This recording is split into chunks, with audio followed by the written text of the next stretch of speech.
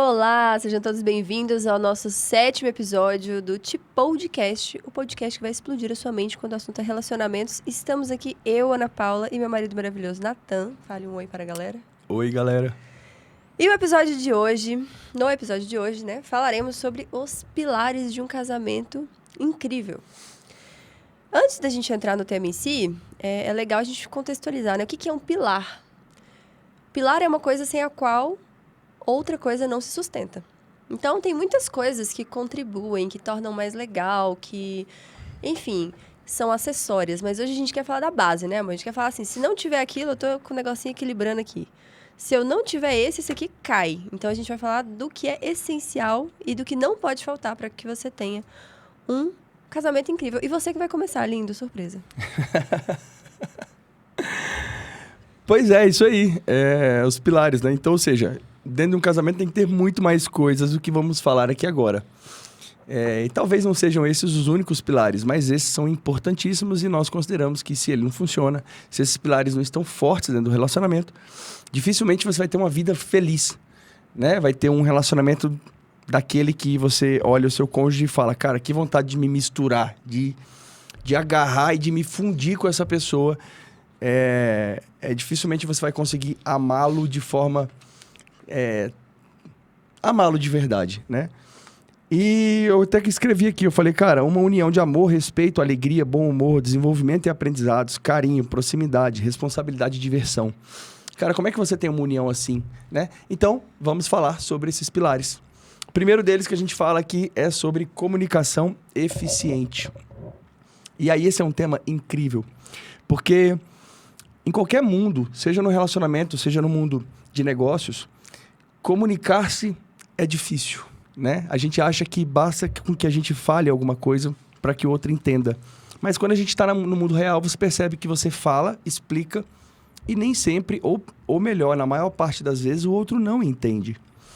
Então, o primeiro ponto é que a comunicação não é em si o que você fala, mas sim o que o outro entende. E aí entra a complexidade da comunicação. E dentro de um casamento, então, né? Como que você faz para você olhar para o seu cônjuge e conseguir ir se desenvolvendo junto com ele, transmitir as suas ideias, né? Corrigir os problemas, se corrigir e também conseguir com que o outro enxergue a coisa que está errada e queira corrigir. Tudo isso tem a ver com a comunicação. A maneira como nós falamos, como, né, isso, em qual contexto isso é falado, qual que é a sua intenção, né? Então é inevitável que ao falar sobre comunicação eficiente a gente também fale sobre intenção, né? Porque dificilmente eu vou conseguir que a Ana Paula esteja disposta a mexer em algo que ela faz, em mudar algo que ela faz por mim, se eu não me comunicar da maneira correta, né? Se eu for ríspido, se eu não tiver uma base mínima, né, é mais difícil.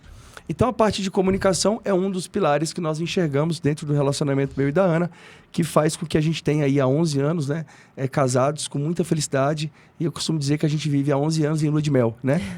É isso aí. Você falou sobre uma coisa interessante, né? Que é a comunicação, o objetivo principal é que o outro receba a sua mensagem. Mas existe também uma preocupação com qual é essa mensagem que você quer passar, né? Você pontuou bem aí. Muitas vezes, a gente fala para ofender. Muitas vezes a gente fala para se defender, muitas vezes a gente fala preocupado conosco e não com o outro.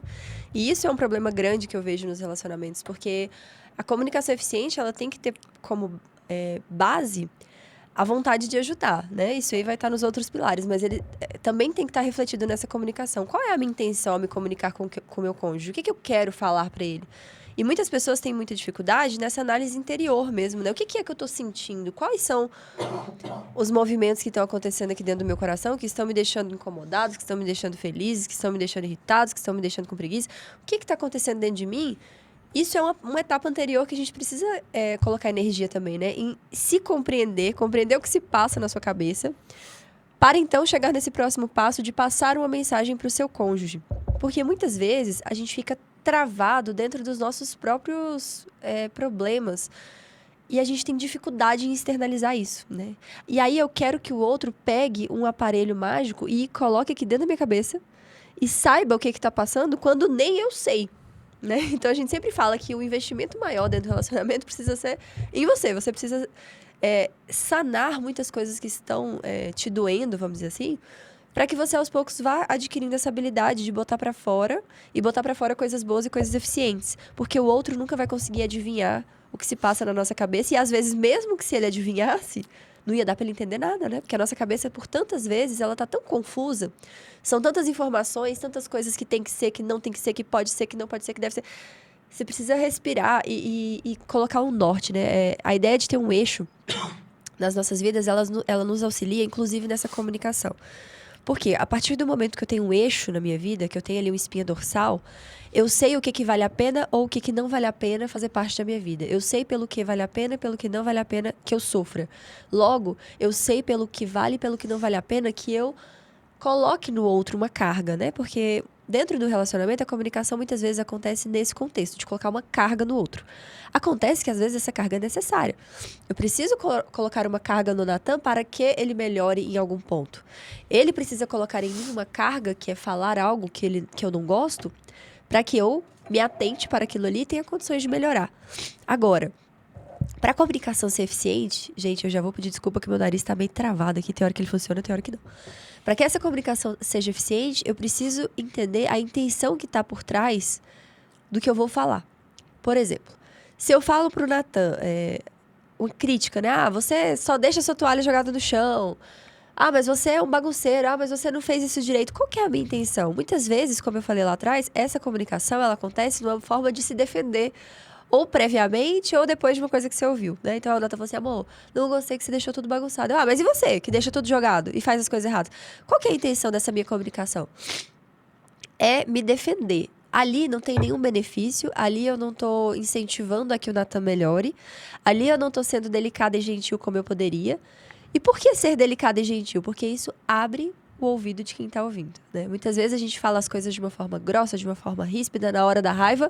E qual é o problema disso? O problema é que isso não vai ser internalizado, né? Então, nem tem a intenção boa da sua parte de ajudar, nem vai ter a receptividade do outro lado por conta da forma como você falou.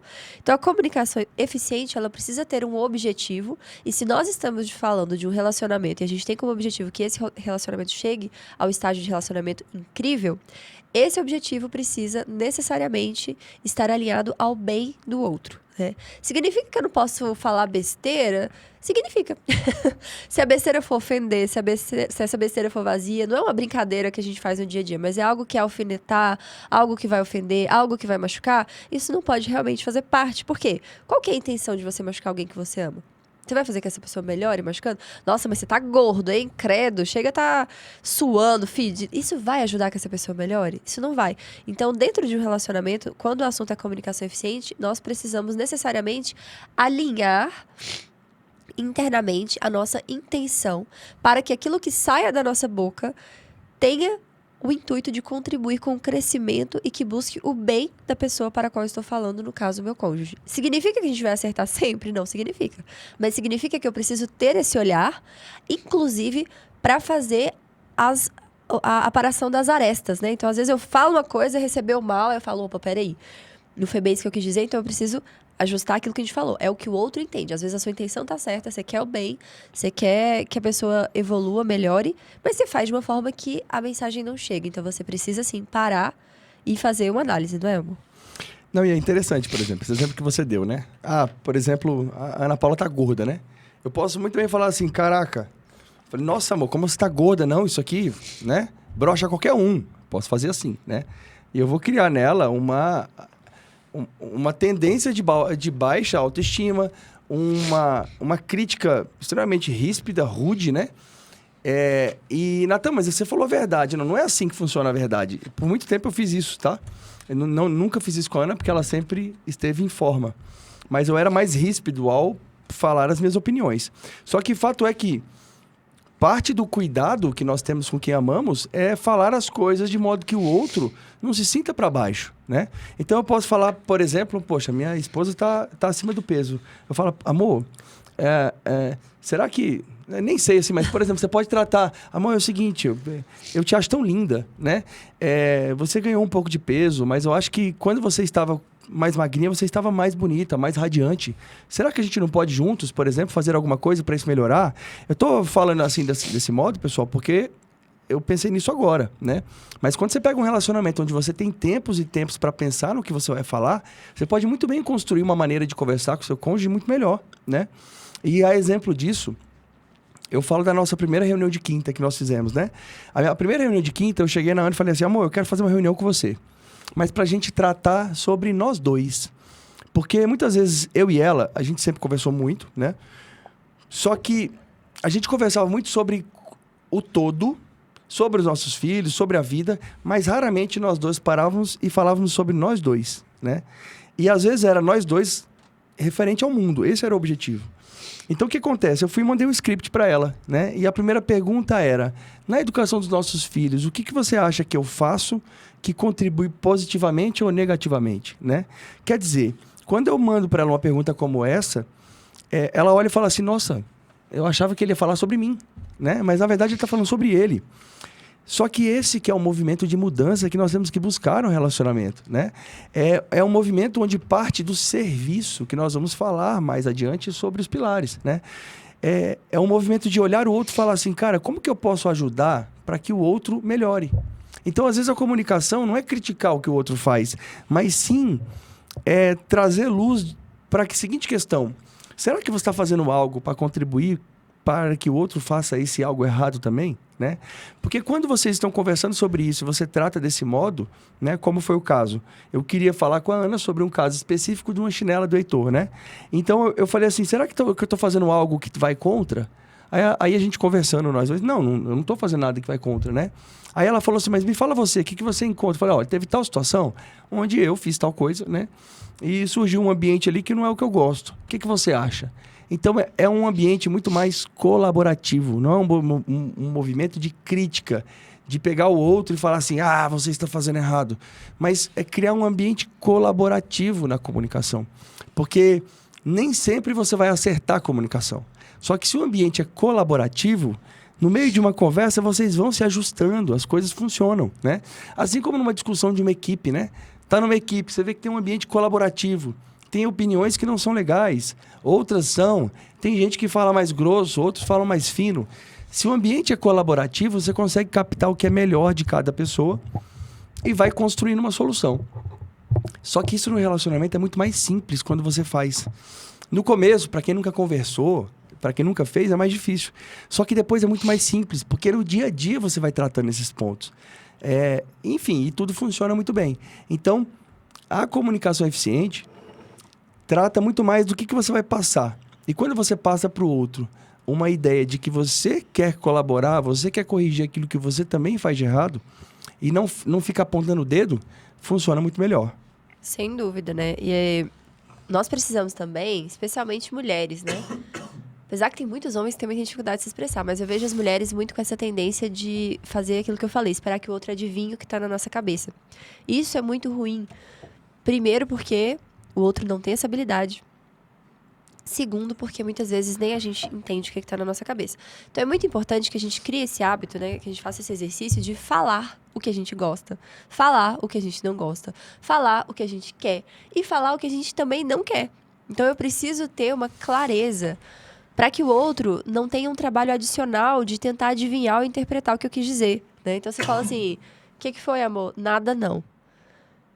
Nada não já deixa claro que tem algo errado, né? Já tá assim, ponto pacificado. Todo mundo que fala nada não, você já sabe que tem algo errado. Mas aí você vai dar pro seu cônjuge a missão adicional de, além de resolver o seu problema quando ele descobrir, ele vai ter que primeiro descobrir o que tá acontecendo. E isso vai criando uma irritabilidade. Você fala assim, pô, mas o que é? Porque às vezes você tem certeza que o outro sabe. Você acha que ele tá fazendo assim de pirraça, má vontade, mas muitas vezes ele não sabe mesmo o que aconteceu. Aí você fala assim, mas não é possível que ele não sabe, não é possível que ele não viu que ele pisou no meu pé e eu tinha acabado de fazer a unha. Claro que é possível. Eu sempre falo, às vezes a gente tem essa ideia que o outro enxerga com os mesmos olhos que a gente, mas a gente precisa ter a certeza de que ele não enxerga. Que sendo duas pessoas diferentes, elas enxergarão o mesmo objeto. Ó, eu, por exemplo, tô com essa xícara aqui na mão. Eu tô vendo batom. Você tá vendo batom? Não. Porque o batom tá do lado de cá. Então, o meu ponto de vista me permite ver coisas que o Natan não vai conseguir ver porque ele tá do lado de lá. Pra ele ver, eu teria que virar, ou ele teria que vir aqui. Alguma coisa tem que acontecer pra ele poder ter a mesma visão que eu. Isso aqui funciona diante das situações que a gente vive no relacionamento. Você tem uma certeza que não está errada. Só que ela tá baseada no ponto de vista que você teve. O outro, ele tá lá do outro lado, pensando em outras coisas, em outros problemas. E, às vezes, ele deixa escapar mesmo coisas que você observou e que eram importantes pra você, mas que ele não viu. Ou não sabia que eram importantes pra você. Então, essa clareza de falar assim, ó, isso me incomodou. Isso me irritou. Eu não quero que você faça mais tal coisa. Ah, Ana, mas eu já falei 1000 vezes. Pois fale 1001, não tem problema. Né? É um processo quase que educativo. Você vai ter que repetir até vocês dois estarem nesse compasso de mudança, né? Nesse movimento de os dois melhorarem. Muitas vezes esse movimento começa unilateral mesmo. Uma pessoa se conscientiza e ela vai começando a implementar essas mudanças no seu jeito de ser, e o outro, ele vai sendo levado. Lembrando, nós estamos falando de um casamento incrível. Você acha que vai ser fácil? Não vai, né? É árduo, tem trabalho. Mas a parte boa é que dá certo. Então, vale muito a pena investir nesse tipo de comunicação direta, sem piadinha, sem sarcasmo, sem ironia, sem brincadeira, sem indireta. Gente, muitas vezes a indireta, ela passa batida e quem sofre é você que estava lá, se esforçando para pensar no indireta, e o outro realmente passou ileso, né? Ele não entendeu o que você tá falando, a mensagem não chegou para ele, você tinha a intenção de esbarrar nele para que ele acordasse para a vida, imaginando que aquilo ali vai fazer com que ele aja diferente. Mas veja bem, ele não agiu do jeito que você esperava, muitas vezes porque ele não entendeu a coisa. Então vamos simplificar a comunicação. Porque às vezes, o Natan, por exemplo, teve uma época que ele não conseguia chegar em casa no horário de colocar as crianças pra dormir, e quando ele não conseguia, ele me mandava uma mensagem e me avisava. E aí, algumas vezes ele esquecia de mandar essa mensagem e acabava não chegando. Eu subentendia que ele não tinha chegado porque eu tava vendo ele lá em casa, né? Então não precisava de muito esforço pra entender. Mas ele chegava e eu tinha duas opções. Ou ficar de cara feia, ficar de cara fechada e estragar o resto da noite que a gente tinha pra passar juntos. Ou falar pra ele, amor, toda vez que você for chegar atrasado, eu quero que você me avise, porque eu fico te esperando aqui pra rezar com as crianças, pra fazer as coisas. Então me avise, amor, vai dar certo ou não vai dar certo. Hoje já nem é necessário mais, eu já sei que ele vai chegar tarde, mas todo dia ele me manda mensagem, tô saindo da empresa, tô fazendo tal coisa, daqui a pouco eu tô em casa. Então ele criou esse hábito, mas antes não era um hábito. E eu precisei fazer ele já sabia que aquilo era importante pra mim, mas por vários motivos, às vezes ele esquecia. Então eu precisei reforçar uma e outra vez, né, amor? Falar assim, ó, me avise, fale, porque eu preciso desse planejamento. Mesma coisa ele comigo, algumas coisas que eu fazia, sei lá, eu não consigo lembrar de muitas, mas atender o telefone, né? Ele me ligava e eu respondia por mensagem, porque eu não gosto de falar no telefone até hoje. Mas ele falou assim, se eu tô te ligando, é porque eu quero falar com você. Se eu quisesse te mandar uma mensagem, eu estava te mandando uma mensagem. Então, você me atenda quando eu te ligar ou me retorne quando você puder. De forma simples, rápida e direta. Então, hoje em dia, já superei isso que pra mim era uma trava.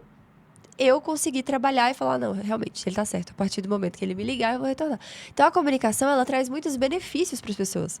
Não é em tom de crítica, de forma alguma. É em tom da vontade de um crescimento mútuo, né? Do esforço de duas pessoas em fazerem uma união dar certo. Então, é muito válido que a gente trabalhe sempre e toda vez essa nossa capacidade de ser direto, essa nossa capacidade de ter uma comunicação limpa, sem ruídos. Não é, mas porque a pessoa falou que você fez isso. Não, você está diante do seu cônjuge. O lance é entre você e ele. Então, não deixe que terceiros ou opinião de terceiros influenciem no que vocês têm a conversar.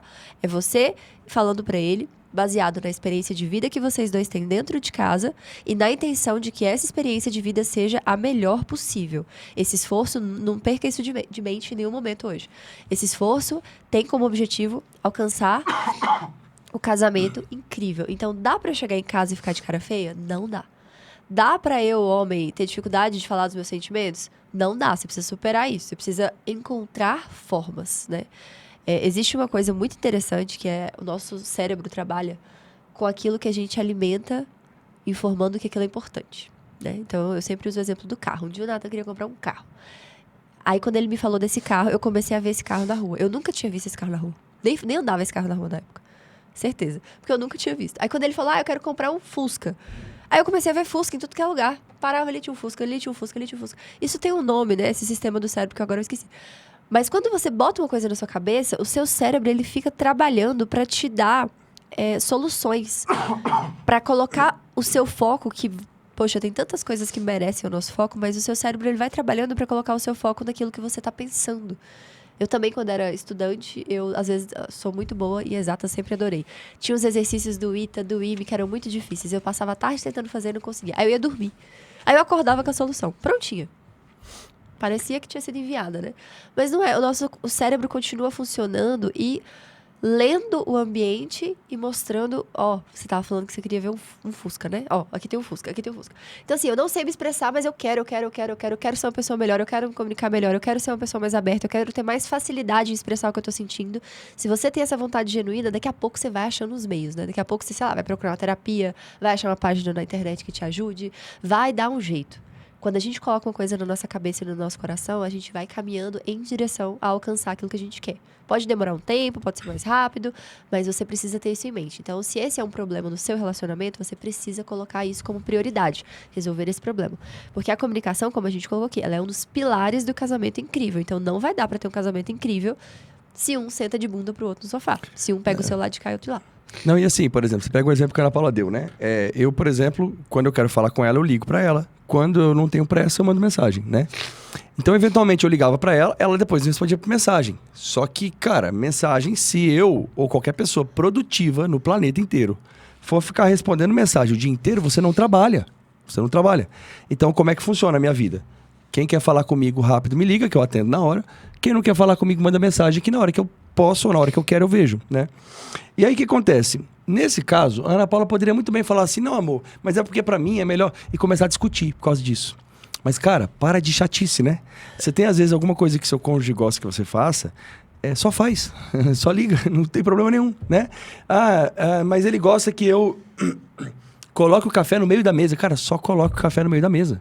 Não fique discutindo o porquê de muita coisa, não. Porque tem muita coisa que pode até fazer sentido. Mas também o que faz mais sentido é atender o outro ali. Porque é seu cônjuge, né?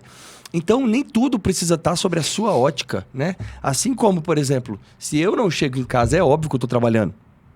É óbvio. Pô, mas qual é a lógica de eu ficar com essa noção e não ter o mínimo de cuidado de falar com a Ana? Então, hoje, verdadeiramente, se passa o horário, eu não falei com ela... Desculpa aí, pessoal, mas eu e ela estamos daquele jeito. Mas se passa o horário, eu não falei com ela, eu falo... Ih, caraca, não mandei mensagem. Mas por quê? No começo, pra mim, era só uma questão de que porque ela tinha me pedido, eu ia fazer. E óbvio, sem discussão, não tem que discutir. Agora, depois, que você cria um hábito. E esse hábito, ele é um cuidado, certo? É somente um pouco mais de zelo.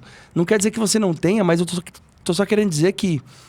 ter zelo pelo outro é sempre bom, entende? Então, Natan, qual que é o problema de você...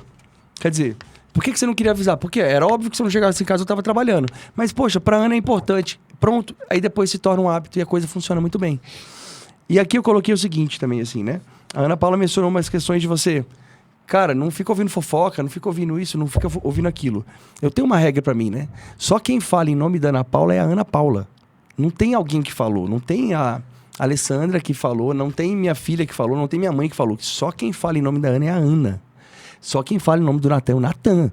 Se um dia ela chegar em mim e falar assim, amor, eu não te liguei porque eu conversei com a sua mãe falou isso. Eu fico maluco, porque não existe isso. Só quem pode falar em nome do seu cônjuge é o seu cônjuge. E você também tem que... Só quem fala em seu nome é você. Assume a responsabilidade e diga o que você precisa e o que você quer. A partir disso, vocês vão construindo uma comunicação eficiente de fato, né? Então, são dois exemplos aí que eu quis trazer. E assim, lembrar sempre que o seu relacionamento, a sua família, o seu lar é o ambiente onde você está mais confortável e seguro para se expor, né? Você tá ali expondo as suas ideias, você nem sempre vai estar certo, você não precisa ter medo, né? Tem pessoas que se preocupam muito em ofender os outros, eu sou uma delas. Então, muitas vezes eu tenho isso, né? Ao longo da nossa história. Em não ofender, né? Em não ofender. Falei ofender? Foi. Desculpa. Não, não, eu tenho medo de ofender. Enfim, gente, deixa eu explicar de novo. Eu tenho medo de ofender. Então, tem muitas coisas que eu vejo, às vezes, no Natan, e eu não falo, né? Só que já ele é o contrário. Ele já tem sempre o objetivo de melhorar o ambiente e as pessoas que estão ao redor dele. Então, se ele chega aqui e vê um problema, eu digo que ele não tem filtro. Né? Ele simplesmente fala, isso está errado, isso não tá bom. E eu tenho muita dificuldade em falar isso. E o ideal, o que que é? É o equilíbrio entre essas duas coisas, como ele falou lá no começo do exemplo. Não é chegar na mulher e falar assim, nossa, mas você tá gorda, hein? Deus me livre. Isso aí é uma pessoa completamente sem filtro. E o filtro, ele é necessário pro casamento. Mas o filtro não pode ser grosso o suficiente para que você prejudique o desenvolvimento do outro pelo seu medo de ofender. Então, a gente precisa estar sempre nesse balanço, né? Se é uma coisa que é benéfica para ele, eu vou falar, vou conversar de forma educada, de forma gentil, porque a finalidade daquela comunicação é que o outro evolua. Então, vamos lá, dever de casa. Chegar em casa não é para ficar cada um enfiado no celular, um para um lado, outro para o outro, a televisão ligada com o jornal, o seu filho no tablet, você num celular, o seu cônjuge no outro. Né? É para botar esse menino para dormir cedo e vocês dois terem tempo para vocês. E tempo para vocês inclui não usar o telefone. Já falei aqui em outros podcasts, foi um problema comigo, né? Porque eu tava muito empolgada trabalhando e queria estar o tempo todo fazendo coisa, editando vídeo. E aí o Natan me trouxe para a realidade, né? Olha, tem prioridades, né? Você está aqui no momento comigo ou no momento com a nossa família. Precisamos saber os momentos de cada coisa. E isso é um tipo de comunicação. É óbvio que o Natan quer pra mim é o meu bem. Então, tudo que ele fala, eu também, hoje em dia, já faço essa leitura. Às vezes, a pessoa não fala da melhor forma. É verdade. E aí, nesses momentos, você vai dar esse retorno. Entendi o que você falou, realmente faz sentido, mas você precisa ser, sei lá, mais carinhoso, mais delicado, toma cuidado com as palavras, fala do jeito diferente, espera um momento diferente. E vocês vão encontrando, porque nem sensibilidade demais, nem ser rude demais. Né? Ninguém precisa também pisar em ovos. Isso é uma coisa importante que a gente precisa colocar. Eu preciso te interromper, só tem um detalhe, tá? Isso que a Ana Paula tá falando serve para as mulheres, porque o homem, o papel dele é a proteção da sua família. Você é o papel de ser forte.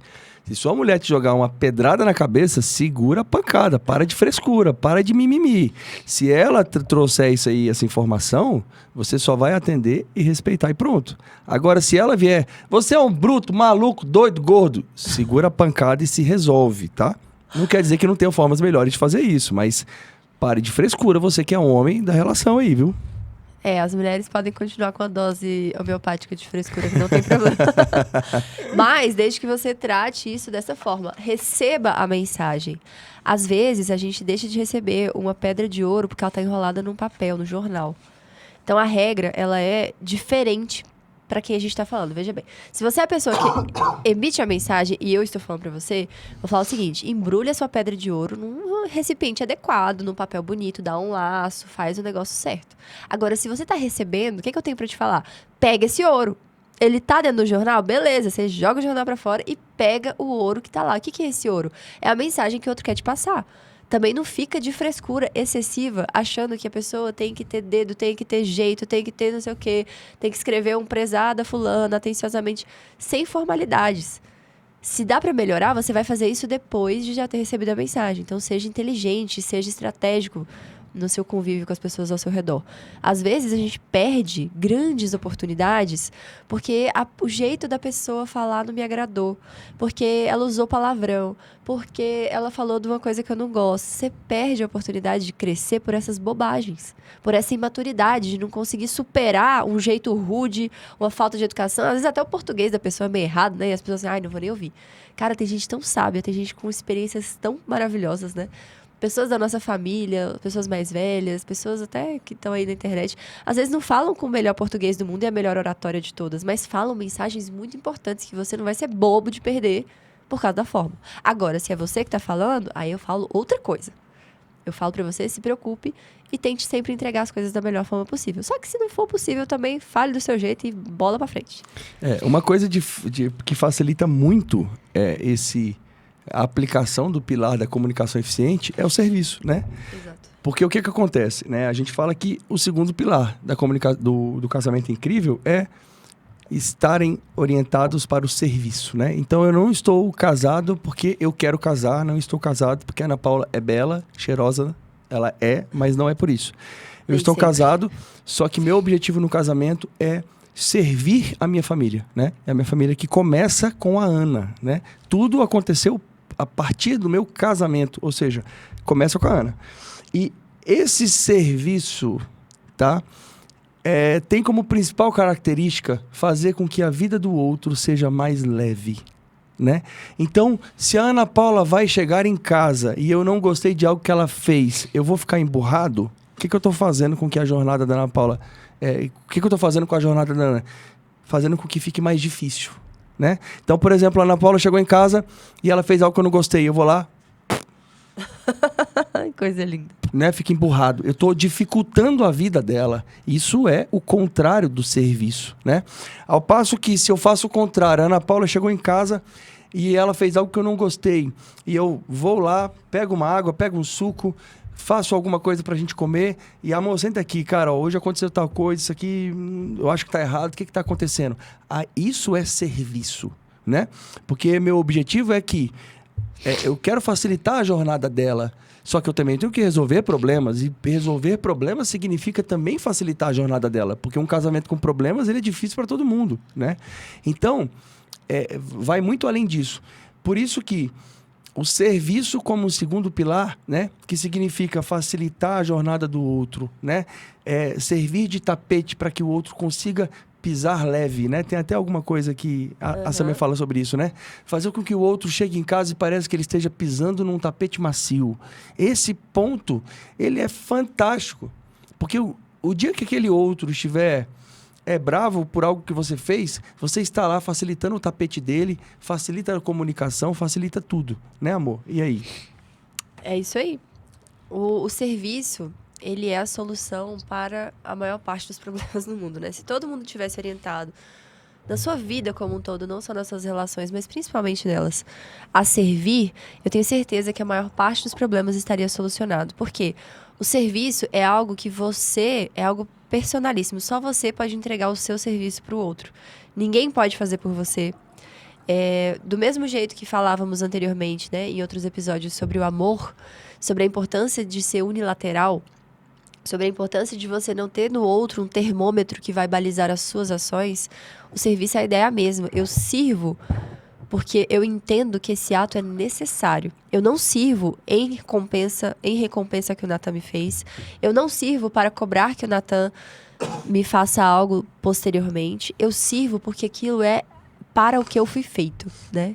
Eu existo, eu ganhei um corpo, eu ganhei uma alma, eu ganhei mãos e braços, e ainda que eu não as tivesse, eu poderia servir de outras formas.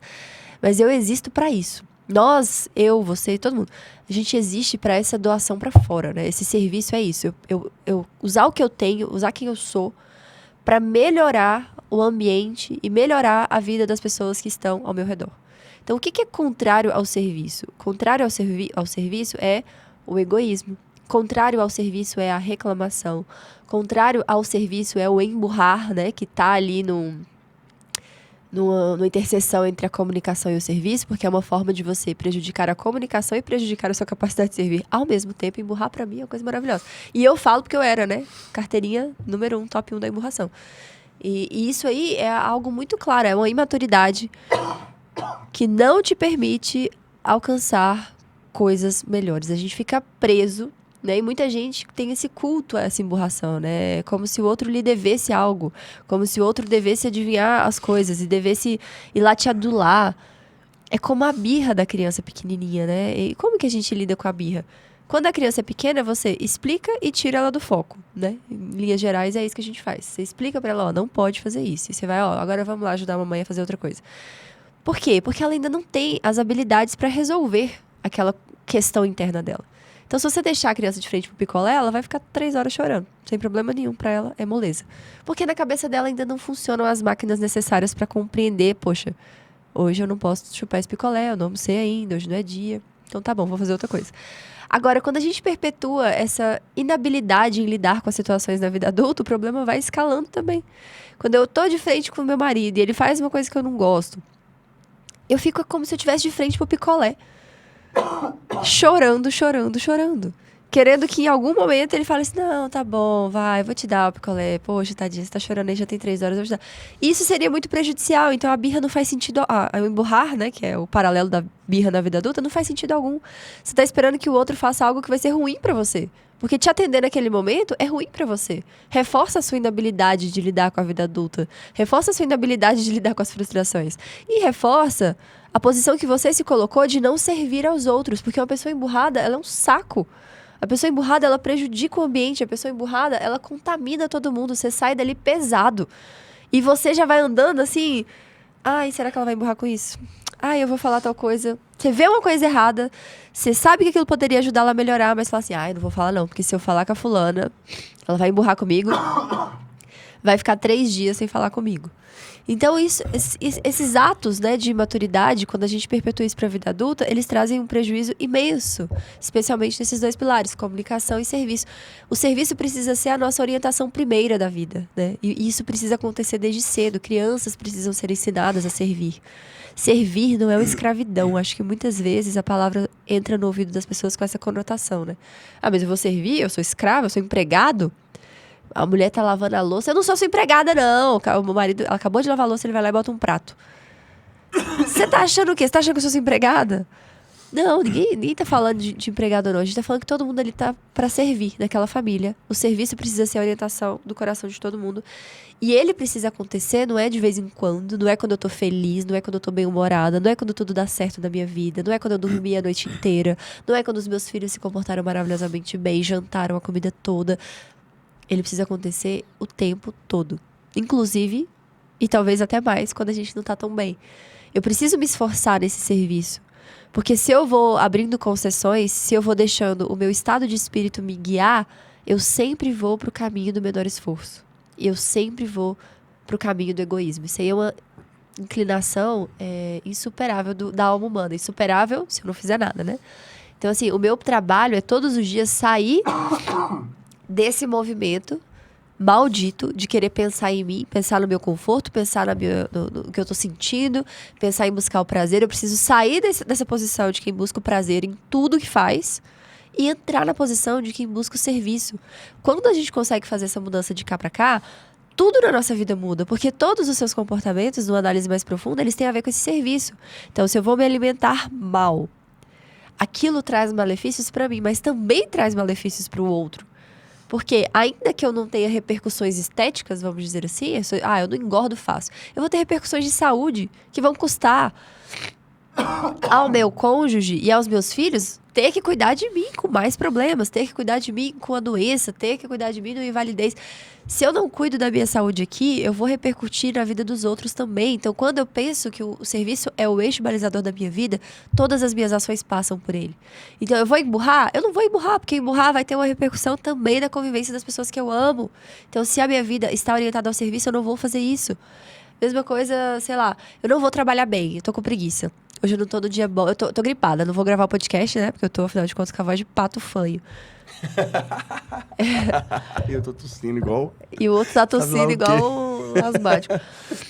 Eu vou deixar de fazer isso? Não, porque minha vida tá orientada ao serviço. Eu fiz um compromisso, eu tenho um compromisso aqui não só com a minha programação prévia, mas com a minha audiência que tá me escutando, que tá melhorando as suas vidas, com as pessoas que todos os dias mandam belíssimos depoimentos pra nós, que com as coisas que ouviram aqui, elas conseguiram implementar mudanças que transformaram o rumo do relacionamento delas. Então, se a minha vida tivesse orientada no meu umbigo, eu não estaria aqui hoje. Eu estaria em casa, tomando um chá, né? Fazendo alguma coisa pra melhorar meu nariz.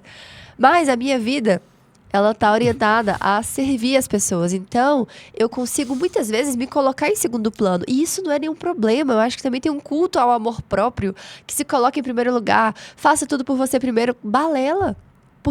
E balela porque isso traz uma tristeza que depois você não consegue lidar. Quando você se coloca em primeiro lugar, daqui a pouco você olha pros lados, não tem nada. Só tem você. E não é essa a vida que a gente quer.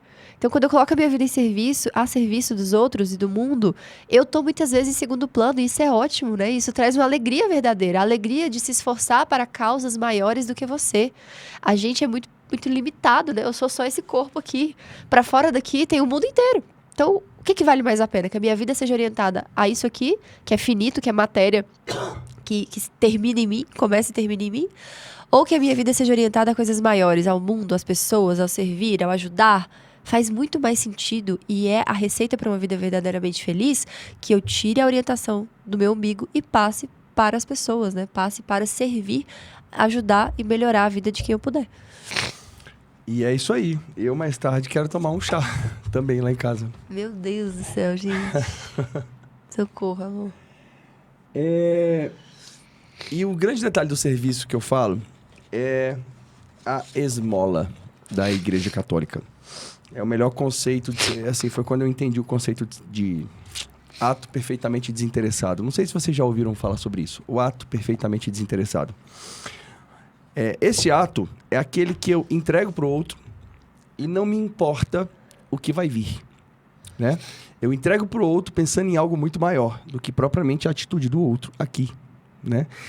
E para quem assistiu o episódio anterior, que a gente fala sobre o amor e sobre o desejo da eternidade do ser amado, né? E muito mais sobre isso. Eu olho e falo assim, eu faço ainda que o outro não me retribua. O ato perfeitamente desinteressado, ele presume, inclusive, que você não queira não, mas que você não necessite nem de retribuições veladas, como, por exemplo, eu dou algo para o mendigo, mas se ele arranha o meu carro, eu não dou mais algo para esse mendigo. Então você me fala assim, Natan, eu dou, cara, mas eu só não quero que ele me faça mal. Poxa, quer dizer que você está esperando algo em troca, né? Nem que esse algo seja a não atitude do outro, né? E o ato perfeitamente desinteressado, ele vai em prol de um objetivo maior que você acredita. E que essas questões ao lado, elas independem. Então, por exemplo, todos os dias eu acordo e vou fazer o café da manhã. Se eu acordar mal, bem, se eu acordar com caganeira, não importa o jeito que eu acordo, eu vou fazer o café da manhã.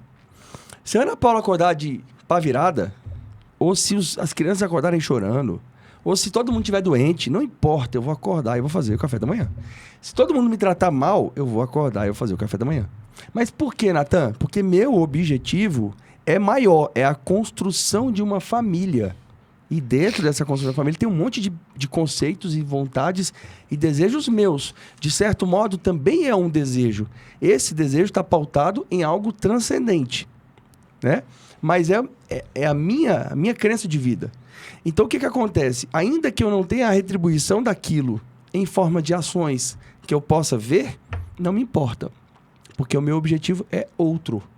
Então, quando a gente fala do serviço, você começa hoje servindo o seu cônjuge, fazendo o café da manhã, para que ele fique bem, para que ele se sinta satisfeito com aquilo ali. E aí, quando aquele cônjuge, por um acaso, é mal educado, é ruim, é isso ou aquilo, você vai deixando de fazer, né? Isso faz parte. Já é um ponto positivo, quem já está inclinado a fazer isso, né? Só que hoje a inclinação do Natan é outra, é muito diferente. A inclinação do Natan independe do que a Ana Paula faça, porque existe um objetivo específico que não é terreno. E aí independe do que você acredita. Por que independe? Porque quando eu foco em um objetivo que não é terreno, a maior parte dessas coisas que podem acontecer no meu dia a dia, elas não impactam nas minhas ações. Eu continuo fazendo aquilo que eu acredito que é certo fazer. Então, o ato perfeitamente desinteressado deve ser um ponto onde você fale, olha, hoje eu estou servindo meu marido, está sendo um esforço. Hoje eu estou servindo a minha esposa, está sendo um esforço. Ela tem dia que ela acorda brigando com todo mundo. Eu estou servindo, está sendo difícil. Mentira. Mas já você vai evoluindo o seu serviço para esse ponto. De modo que não importa mais, você sempre vai fazer. Não importa se seu filho te criticar, não importa se seu irmão não concorda com você, não importa se seus amigos fazem piada, nada importa. O que importa é que existe um caminho que você trilhou e que aquilo ali existe uma transcendência e isso, cara, ninguém vai te tirar do caminho, né? E você vai servir sempre, independente de como as outras pessoas te tratem. E talvez tenha uma etapa anterior, né? Talvez algumas pessoas escutem e falem assim, mas eu não consigo. Eu não consigo porque, assim, que absurdo é esse que eu vou lá ficar fazendo as coisas por esse caboclo que ele não vai fazer nada? Né? Porque muitos casais estão numa situação complicada. Mas existe um movimento anterior que talvez possa te ajudar, que é lembrar que as pessoas agem no limite das suas possibilidades, né? Então, assim, o que o outro tá fazendo, muitas vezes, é o que ele consegue naquele momento. Ainda que você queira que ele faça diferente, ainda que você deseje que ele tenha uma outra visão, uma outra postura, todas essas mudanças sobre as quais a gente conversa, elas demandam tempo. E elas demandam tempo para quem tem a intenção. Você imagina para quem ainda não ligou a televisão, né? O plug lá. Então, assim, toda vez que a gente se coloca diante do ato de um ser humano, a gente não pode perder de vista que aquele ser humano tem um conjunto de vivências, tem um conjunto de conceitos que não são imutáveis, né? Os conceitos que ele carrega, a forma que ele age, nada disso é imutável. Porque se tem uma coisa que o ser humano é bom, é na sua versatilidade. A gente consegue mudar a nossa forma de pensar, a nossa forma de agir, a nossa forma de vestir, a nossa forma de comer. A gente consegue mudar quase tudo. Agora, eu não posso exigir o atropelo das coisas diante do que eu quero, porque às vezes nem faz sentido o que a gente quer, né? Às vezes você olha uma coisa que você quer pelo seu benefício próprio. Você ainda não se colocou nesse lugar de serviço. O trem tá feio aqui, viu? A tosse do cachorro doido. Você nem se colocou nesse lugar de serviço desinteressado e você já quer que o outro retribua. Mas retribua o quê? Nem tem o que retribuir. Ainda que fosse a questão retribuir, ainda nem tem o que retribuir, porque você acabou de começar nessa caminhada de serviço. Você fala assim, eu fiz o café da manhã 5 dias. E agora? Cadê que ele levantou pra fazer o café da manhã pra mim no sábado? Não levantou. Então eu preciso te contar que você fez tudo errado nos 5 dias. Porque o que a gente tá te passando aqui, entendendo que você é uma pessoa que quer provocar essas mudanças e quer alcançar esse relacionamento incrível, é que você busque, você que já deu o start na sua mudança de mentalidade, você busque os atos desinteressados. E a cada ato do seu cônjuge que você esperava outra coisa, que você queria diferente, você se lembra dessa frase. As pessoas agem no limite das suas possibilidades. Você pode ajudar a que ela enxergue mais possibilidades. Essa semana eu recebi uma mensagem no Instagram, vou até postar, depois esqueci. De uma moça que falou que não conseguia amar a mãe dela, né? Ela falou, tenho 17 anos, minha mãe sempre foi muito ruim comigo. Não tem a ver com relacionamento, mas acho que vai fazer sentido. Minha mãe sempre foi muito ruim comigo e não sei o quê, e eu não consigo amá-la. Queria um jeito de mudar isso. Então, achei legal que ela já tinha um movimento interior dela de que queria mudar. E aí, eu coloquei no texto que, entre tantas outras coisas que eu coloquei, que ela não perdesse de vista que a mãe dela também tem uma história, que às vezes nem ela conhece, né? Então, assim, às vezes a mãe dela já passou por coisas que entregaram pra ela aquele arsenal específico de ferramentas pra agir. Então, aquele é o jeito que a mãe dela sabe agir. Por que eu falo isso com tanta certeza? Porque se a mãe dela soubesse agir de outra forma, ela agiria. Quem é que quer fazer mal pra outra pessoa? A gente já falou aqui em outra ocasião. O mal, ele é resultado da ignorância, do desconhecimento a respeito do que é o bem de verdade. Então, a pessoa que age mal é porque ela realmente não sabe. Ah, você tirou print? Uhum. Então, eu vou ler. Foi tão perfeita a resposta que eu tirei print da resposta da Ana. Que ótimo. Ó, o casal alinhado é outra coisa, né? Nem tinha programado isso. A pergunta que ela mandou foi assim, tenho 17, minha mãe sempre foi muito ruim. Hoje em dia eu não gosto nem de conversar com ela. Aí numa segunda caixinha ela falou, eu queria mudar isso, né? Eu não coloquei aqui. Aí eu respondi pra ela assim, ser mãe não é sinônimo de ser bom. E isso às vezes choca as pessoas. Mas basta ser mãe pra saber que as nossas mazelas não somem. Os nossos defeitos não se apagam e as nossas más inclinações não param magicamente de agir. Só melhoramos quando isso é uma intenção. Ser alguém bom nunca é um acidente, mas o resultado de uma luta árdua e eterna. Ainda assim, você só existe graças à sua mãe. Por pior que seja a relação de vocês, você precisa respeitá-la. Isso não significa que você precise se submeter às eventuais maldades, mas que não lhe deseje mal, não fale mal dela para os outros, e deseje que ela melhore e que um dia a salvação seja uma opção para ela. Além disso, todo mundo tem uma história. Um passado difícil não justifica um presente maldoso, mas na vida real é muito comum que as pessoas que não trataram as suas próprias feridas as reproduzam nos outros. Mas tem grandes chances... não sei a história da sua mãe, talvez nem você saiba. Mas tem grandes chances do modo como ela te tratou ser reflexo de muitas outras dores. Não que isso impeça o sofrimento que ela te provocou, mas talvez possa te ajudar a olhar com mais compaixão para alguém que pode não saber vencer as suas próprias batalhas. Então isso aqui também serve muito pro relacionamento. Às vezes você tá olhando pro jeito como o seu cônjuge te trata e aquilo te desagrada. Mas às vezes aquilo é o que ele sabe fazer, é o modo como ele sabe agir. E você pode ajudar que ele tenha outras possibilidades de ação, mas isso vai demandar tempo e vai demandar, por algum tempo, um desequilíbrio mesmo, né? As pessoas também precisam entender que a construção de um relacionamento incrível, ela passa por esses momentos de desequilíbrio, especialmente no início, né? Quando a gente tá ali ajustando. Então, em alguns momentos, eu vou precisar servir mais mesmo. Em outros momentos, eu vou receber mais. Em alguns momentos, eu vou precisar ter mais paciência. Em outros momentos, o outro vai ter mais paciência comigo. Nós não somos seres lineares que estão ali, tá dando tudo certo, até porque a vida não é linear. Então, as nossas reações, elas são proporcionais ao que a gente vive. E a verdade é que a gente vive um tanto de coisa, né? Coisas boas, coisas ruins, coisas legais, coisas chatas. A nossa forma de agir diante delas, ela vai mudando. E a nossa relação, ela vai tendo os impactos dessas mudanças. Então, às vezes eu chego em casa mais cansado. Às vezes eu chego em casa mais bem-humorado. E nem sempre o outro está na mesma sintonia. Só que quando a gente começa esse movimento de mudança, e essa busca por esse relacionamento incrível, baseado especialmente nesses pilares que a gente tá conversando aqui hoje, isso vai acabando, né? A gente vai... Hoje em dia, lá em casa, eu acho que a gente vive numa sintonia muito parecida. Tanto é que ele trouxe o print de um trem que eu nem falei pra ele que eu ia falar. Veja bem, ele já sabia que eu ia falar. A gente tem... Eu tô acelerando aqui, pessoal, por causa do horário nosso, né? Mas a gente tem um outro pilar fundamental, né? Importantíssimo, e que os 2 primeiros pilares, eles ajudam a fortalecer esse terceiro pilar, né? E depois tem mais um. O mais um eu acho que vai ser o mais surpreendente para a maior parte de vocês. Mas o próximo é intimidade, né? Dentro da parte de intimidade, a gente fala sobre proximidade e sexo, né? A gente fala sobre o senso de proteção contra o mal externo, né? Que a gente vai falar sobre isso aqui. Fala sobre confiança, sobre fidelidade, sobre essas questões, né? É inevitável falar que dentro de um relacionamento que tenha a proximidade e tenha sexo, isso fique mais gostoso, né? Porque os desejos humanos são satisfeitos, parte deles, que é a parte do sexo. Então, se o relacionamento tem proximidade e relações, vamos pensar assim, regulares, né? Relações prazerosas, onde você percebe que, com base na comunicação, com base no serviço, um tem interesse na satisfação do outro, né?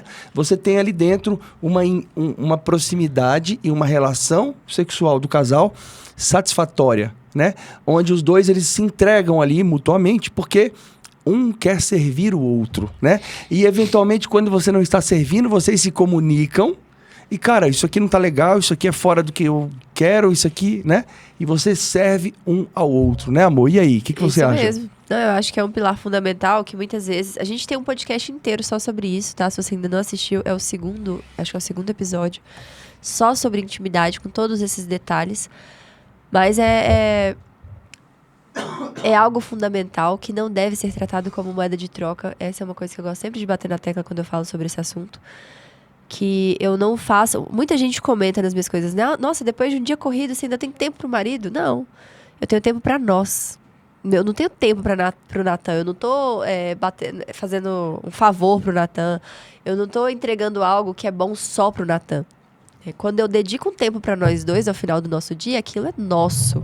E por que essa mentalidade de que é bom pro outro? Ou porque tem alguma coisa desalinhada, né? Como o Natan disse. Ou vocês dois não estão a serviço um do outro, buscando a real satisfação um do outro, não só a sua própria.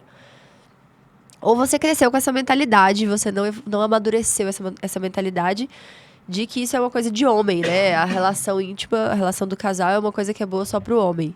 Você nunca parou pra pensar sobre isso. A sua vida inteira você foi agindo desse jeito e falando assim, não, esse aqui é minha moeda de troca pra prender o namorado, pra prender o marido, pra fazer isso, pra fazer aquilo. O dia que me irritar, não tem. O dia que me agradar, tem. Isso não existe, isso aí tá tudo errado. Então, assim, a importância desse pilar do casamento incrível é uma relação mútua onde os dois estão interessados na satisfação um do outro. Né? Então, eu estou naquela relação para ver o bem do meu marido e vice-versa. E ele também. Então, é um pilar nesse sentido. Porque quando a gente falou sobre isso, muita gente começou a mandar mensagem, né? Como assim? Todo dia? Pelo amor de Deus. Foi uma piada interna.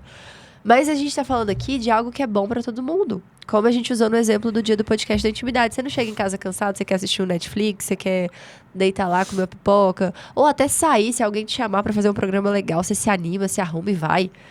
É a mesma ideia. Se você não tá tendo esse sentimento, esse movimento não acontece dentro de você quando o assunto é a relação entre o casal, há pontos a serem alinhados, né? Então fica aí o alerta, porque é um pilar do relacionamento que, quando não existe, ele literalmente desequilibra o relacionamento como um todo. A gente tem muitos casos de casamento que terminam por essa falta de intimidade, nesse sentido, né, estrito da relação. A gente tem casais que passam anos, né? Eu fiquei chocada com a quantidade de depoimentos que eu recebi sobre esse tema. Meu marido e eu não nos encostamos já tem 1 ano e meio. Não, e assim, avalia bem aqui, ó. Homens e mulheres, tá? Avalie bem uma coisa. Você tem na sua cabeça que você precisa servir o outro, você quer o bem do outro. Aí chega no momento à noite lá e vocês se alinharam, ou seja, se comunicaram minimamente, se organiza, olha um pouquinho o que o outro gosta, o que não gosta, sem muita frescura, mas você vai lá e faz. Aí daqui a pouco você chega em casa todos os dias e você tem um momento seu e da sua esposa, que é um momento de puro prazer. Quem não quer ter um momento de puro prazer todos os dias? sabe? Ah, Natan, poxa, mas é todo dia mesmo? Cara, tem dia que não dá, tem dia que... Ué, é óbvio também, né? Um o que dia eu tô você falando. me falou assim, eu vi que você postou na rotina que você foi no hospital nesse dia. Tem dia que não dá, cara, tem dia que não dá, porque não dá. Mas fato é que essa parte da intimidade, ela é de fato uma obrigação do casal. Não é obrigação da mulher, não é obrigação do homem, mas é muito colocada essa ideia, é obrigação da mulher. Não é isso, é uma obrigação do casal. E claro que quando um não está alinhado, você precisa conduzi-lo, porque vocês são um casal. Mas fato é que isso é uma obrigação do casal. E a obrigação, como a gente sempre coloca, né? Não é uma coisa ruim. Porque falar assim, tô fazendo por obrigação. Vou fazer de qualquer jeito, vou fazer... Não, a obrigação é uma tarefa difícil que vai te levar num bem maior. Essa é a definição que a gente usa de obrigação. Porque isso. E qual que é o difícil dessa tarefa? É você se organizar, é você estar disposto, né? O difícil não é a tarefa em si. O difícil é a disposição que muitas vezes as pessoas não colocam pra isso. E nessa parte de intimidade, às vezes, por falta de comunicação, e aqui eu vou falar um ponto importante, até não é polêmico, mas às vezes é um pouco 18 mais, né? Mas a ideia é assim, às vezes, por falta de comunicação, você já teve um dia tão corrido, você mulher ou você homem, teve um dia tão corrido, por falta de comunicação, você não permite que o outro te toque. E às vezes, poxa, não estava afim, mas depois foi legal. Agora não, Natan, não é legal. Aí é um problema, comunicação, serviço. São os pilares que você precisa ter ali dentro para que esse momento seja bom. Porque eu, Natan, não conseguiria fazer algo todos os dias, mesmo que seja minha obrigação, se fosse ruim, cara. Ainda mais uma coisa puramente ruim, né? Porque, enfim, tem muito mais coisa para discutir sobre isso. E também tem uma outra situação na parte de intimidade. Intimidade não é só essa parte de proximidade e de relações conjugais, marido e mulher. Intimidade também é aquilo que o outro faz que só você tem acesso. Ninguém mais vê, né? Dentro de um casamento, tem coisas que somente você sabe, porque você está ali casado, né? O outro, ele está literalmente nu. Por quê? Se ele acorda de cara boa ou de cara ruim, você vê, né? Se ele ronca ou não, você vê. Se ele... enfim, tira a meleca do nariz ou não. Você vê, cara, você vê tudo ali, né? E aí é uma coisa que quando eu descobri, eu tinha vontade de dar a mortal para trás, né? Porque o tanto que nós hoje acostumamos a usar isso como piada no meio dos lugares, só que o quanto que isso é prejudicial, porque dentro da intimidade... Só de interromper que a gente esqueceu de falar para as pessoas do Tipou, para digitar Tipou, poxa vida. 2 avisos rápidos, me perdoe, eu dei que eu interrompi ele, mas eu precisei. Primeiro aviso, nós estamos com a meta de bater 10 mil inscritos neste canal. Então, se você ainda não é inscrito, já olha aí se você é inscrito ou não. Se não for, você se inscreva nesse momento. E toda vez que você tiver uma ideia, uma sacada, uma coisa que fez um tipou na sua cabeça, digita nos comentários tipou, T-I-P-O-U, pra que a gente saiba, né? Se de preferência, coloque um minutinho lá, que muitas pessoas já registram pra gente saber do que você tá falando. Porque a gente quer entender como que esse conteúdo tá impactando vocês, né? A gente espera que seja da melhor forma, mas como a gente disse, comunicação eficiente é aquela que entrega o que a gente quer dizer. Então a gente quer ter a certeza que vocês entenderam. E quando isso mudou a sua forma de ver a vida, digita tipou nos comentários, por favor. Sensacional.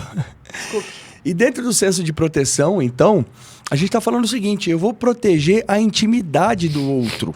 Quer dizer, aquilo que a Ana Paula faz que só eu sei, porque eu sou casado com ela, ninguém vai saber. Se um dia vocês me virem falando mal da Ana Paula, eu tô no hospício. Natan, mas é porque ela não faz nada que seja fora da coisa correta? Pronto, é isso que você vai ouvir de mim, sempre. Né? Não vai ter brincadeirinha, não vai ter piadinha, não vai ter indiretinha, não vai ter isso. Aquilo que a Ana Paula pode melhorar, porque ela é um ser que pode melhorar sempre, vai ser tratado entre eu e ela. Ela vai ser protegida por mim em todos os âmbitos. No âmbito físico, ela vai ser protegida e também no âmbito moral, sobre o olhar das outras pessoas. Ninguém nunca vai descobrir o que a Ana Paula pode melhorar.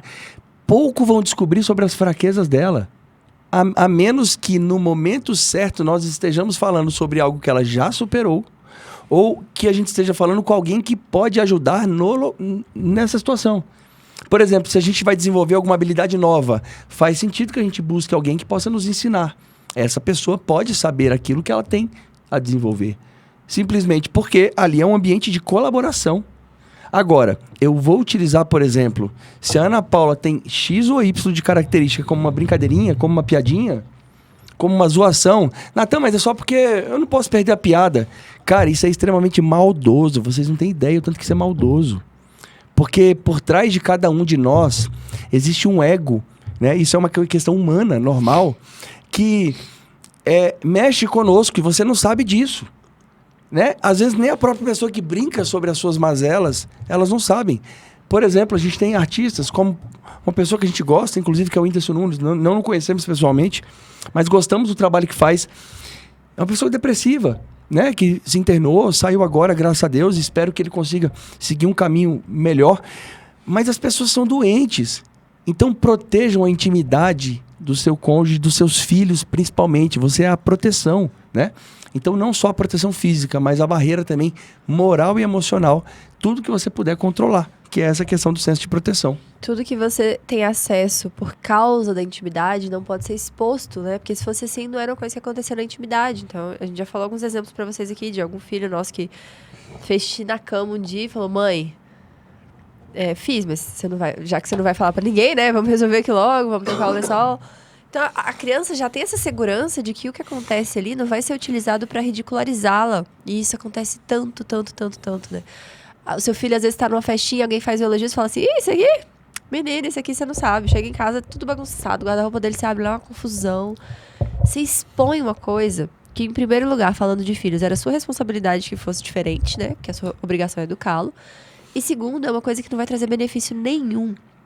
Expor uma pessoa, expor as fraquezas de uma pessoa, é assim, algo que definitivamente nunca vai fazer bem. Se eu falar de um problema do Natan para outras pessoas, se eu expor uma fraqueza, uma coisa que ele precisa melhorar, não vai fazer nenhum tipo de bem, nem pro Natan, porque a pessoa verdadeiramente preocupada com o bem dele tem que ser eu, né? Se eu, que sou eu, não tô preocupado e tô expondo, você imagina o resto do povo. E segundo, que as pessoas usam de mau exemplo, né? Tem outra repercussão horrível, que é, além daquela para com a pessoa que você tá falando, é o que as pessoas estão ouvindo e vão normalizando problemas. Então, não tem nada de bom em expor, né? Às vezes as pessoas ficam assim: ai, queria que você falasse mais a parte ruim, né? Eu vejo muito na rotina: ai, nossa, mas seus filhos não choram? Nossa, mas vocês nunca brigam. Não, realmente a gente nunca briga, mas as crianças às vezes choram. Só que assim, você quer que eu exponha, não é porque você quer me achar normal, humana, porque isso eu tenho certeza que você já sabe. O que a gente deseja quando a gente quer ver isso do outro é uma validação pro nosso fracasso. Você quer olhar e falar assim: ah, não, já que o fulaninho, o bebezinho faz birra, tá tudo bem, meu filho fazer birra. E não tá. É uma coisa que você precisa melhorar, se é um erro. Não adianta você ver seu erro em mim e achar que esse erro tá tudo bem existir em você. Tá ruim ele existir em mim e em você. Entendeu? Então, quando as pessoas vão pra internet falar, chorar suas pitangas, falar das suas dificuldades, colocar a sua humanidade, entre aspas, na mesa, aquilo ali só gera uma onda de validação das fraquezas dos outros.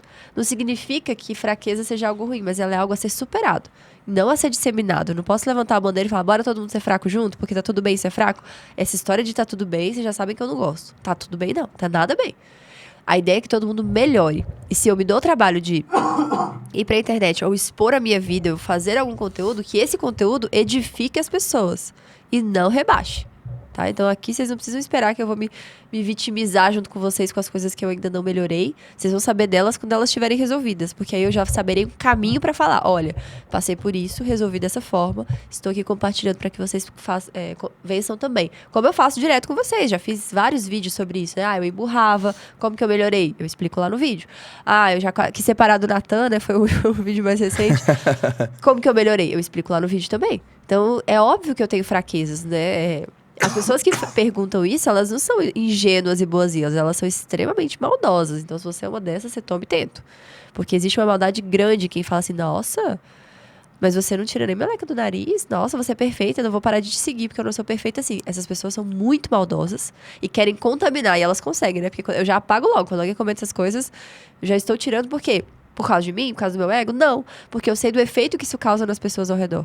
Eu sei do movimento de fraqueza, tipo assim, univos, né? Fracos, vamos todo mundo se unir. Não, eu quero que vocês saiam, passem pelo meu conteúdo e saiam mais fortes, nunca mais fracos. Mesma coisa no relacionamento, eu quero que meu marido melhore. Eu nunca vou fazer nada propositalmente pra afundá-lo. Sabe por quê? Porque se eu afundar ele, eu vou junto. A gente se uniu, né? É uma só carne. Então eu nunca quero que ele se afunde. Pelo contrário, sempre se eleve. E ele tá ali olhando pro papel, parece que eu falei além da conta. A gente também fala sobre a confiança e sobre a fidelidade, né? Existem situações, como, por exemplo, parte das coisas que seu cônjuge ou as pessoas que estão dentro da sua casa sabem, né? Que eles sabem somente porque eles estão ali. E existem outras coisas que são confiadas a você, né? São coisas que, mais uma vez, por exemplo, a criança fez xixi na cama. Se ela não... Olha só, existe aqui tanto a necessidade dela da sua ajuda, mas essa criança que você viu que ela fez xixi na cama e que você conta pra todo mundo, quando ela tiver 12, 13 anos, ela vai saber a hora que ela vai te contar alguma coisa ou não. E vai ser a hora que ela vai saber se ela vai confiar em você ou não, né?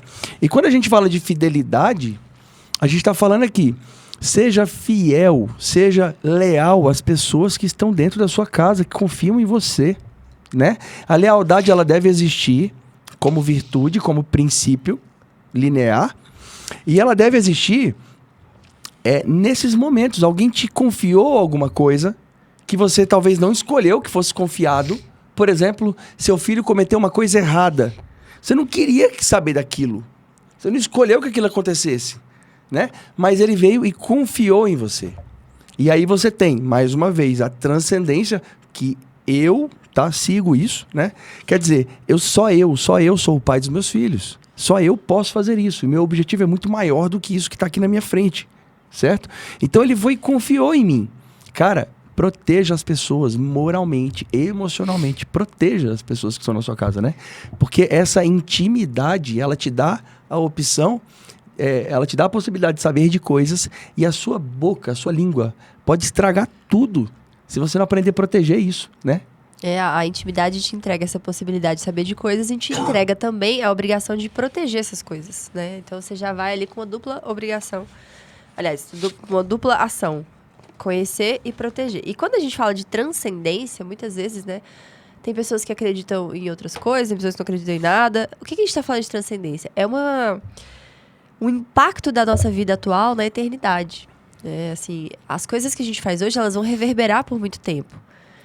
E aí, a nossa preocupação agora não é que a gente vive pensando depois da morte, né? Não é que eu tô fazendo as coisas aqui para que depois da morte as coisas sejam boas. É que as coisas depois da morte só vão ser boas se eu fizer as coisas boas no agora. Então, a preocupação com a transcendência, ela não é uma preocupação futura, ela é uma preocupação atual. Porque são as nossas atitudes deste momento, do tempo presente, que vão definir os próximos passos que vão vir a seguir, né? O nosso futuro, ele está diretamente relacionado com as ações que a gente toma agora. Então, por que eu falo isso? Porque, às vezes, se você analisar o curto prazo, o momento presente, você resolve os seus problemas de um jeito muito ruim. Você resolve querendo apagar aquele fogo a qualquer custo, né? Você vai lá e faz qualquer negócio para sanar aquele problema. Só que as repercussões dessa decisão que você tomou no futuro, elas podem trazer problemas muito maiores. Por isso que a gente precisa fazer todas as coisas com um pensamento futuro. Então, se o Natan tem um problema, tô lá na roda de amigas, tá todo mundo falando mal dos seus maridos. Eu sempre me sinto bem mal nessas rodas, não pela situação, mas porque eu realmente nunca tenho nada pra falar. E aí, eu decido, pelo calor do momento, vou aqui falar uma coisa pra, sei lá, agradar minhas amigas, pra não ficar diferentona, pra não destoar. Quais são as repercussões disso no futuro? São horríveis. Então, eu sanei um problema imediato, que era ficar malquista, ficar ali como a pessoa que o pessoal vai evitar, e criei um problema monstruoso de romper com a confiança, né? A fidelidade e a lealdade com o meu marido, porque é sobre isso. Então, as nossas decisões precisam ter esse espectro, né? De futuro, de vida pra frente. Porque ela vai impactar. Então, todas as nossas ações precisam ter esse pano de fundo, pensar no impacto delas a longo prazo. E quando a gente fala de transcendência, é isso, os impactos da vida atual na eternidade. Tem uma música de Jorge Mateus, a gente tem que passar pro próximo ponto, mas é porque agora eu lembrei, eu achei engraçado. Que fala o seguinte: ela queima o arroz, quebra copo na pia, tropeça no sofá, machuca o dedinho e a culpa ainda é minha. Ela ronca pra que eu vou fazer propaganda de você, né? Olha só, muitas vezes essa música é engraçada, mas na verdade ela representa uma coisa que não deve ser feita, né? Você não tem que falar.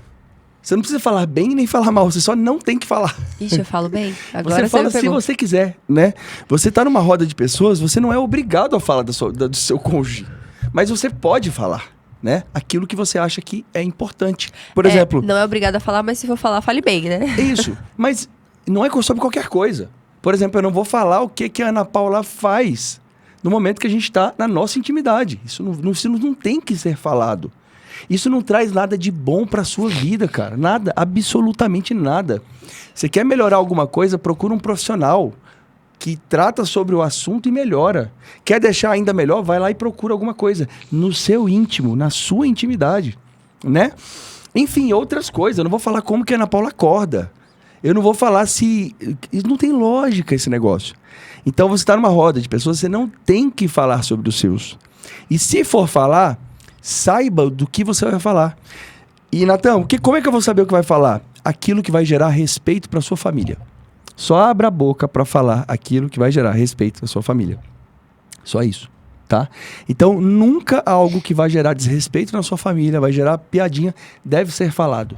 Isso é fundamental. Querem se ajudar? Vão num profissional ou então façam uma roda de estudos, né? Por exemplo, na igreja tem roda de estudos, tem formas, outras maneiras, né? Assiste o podcast, Assiste o podcast.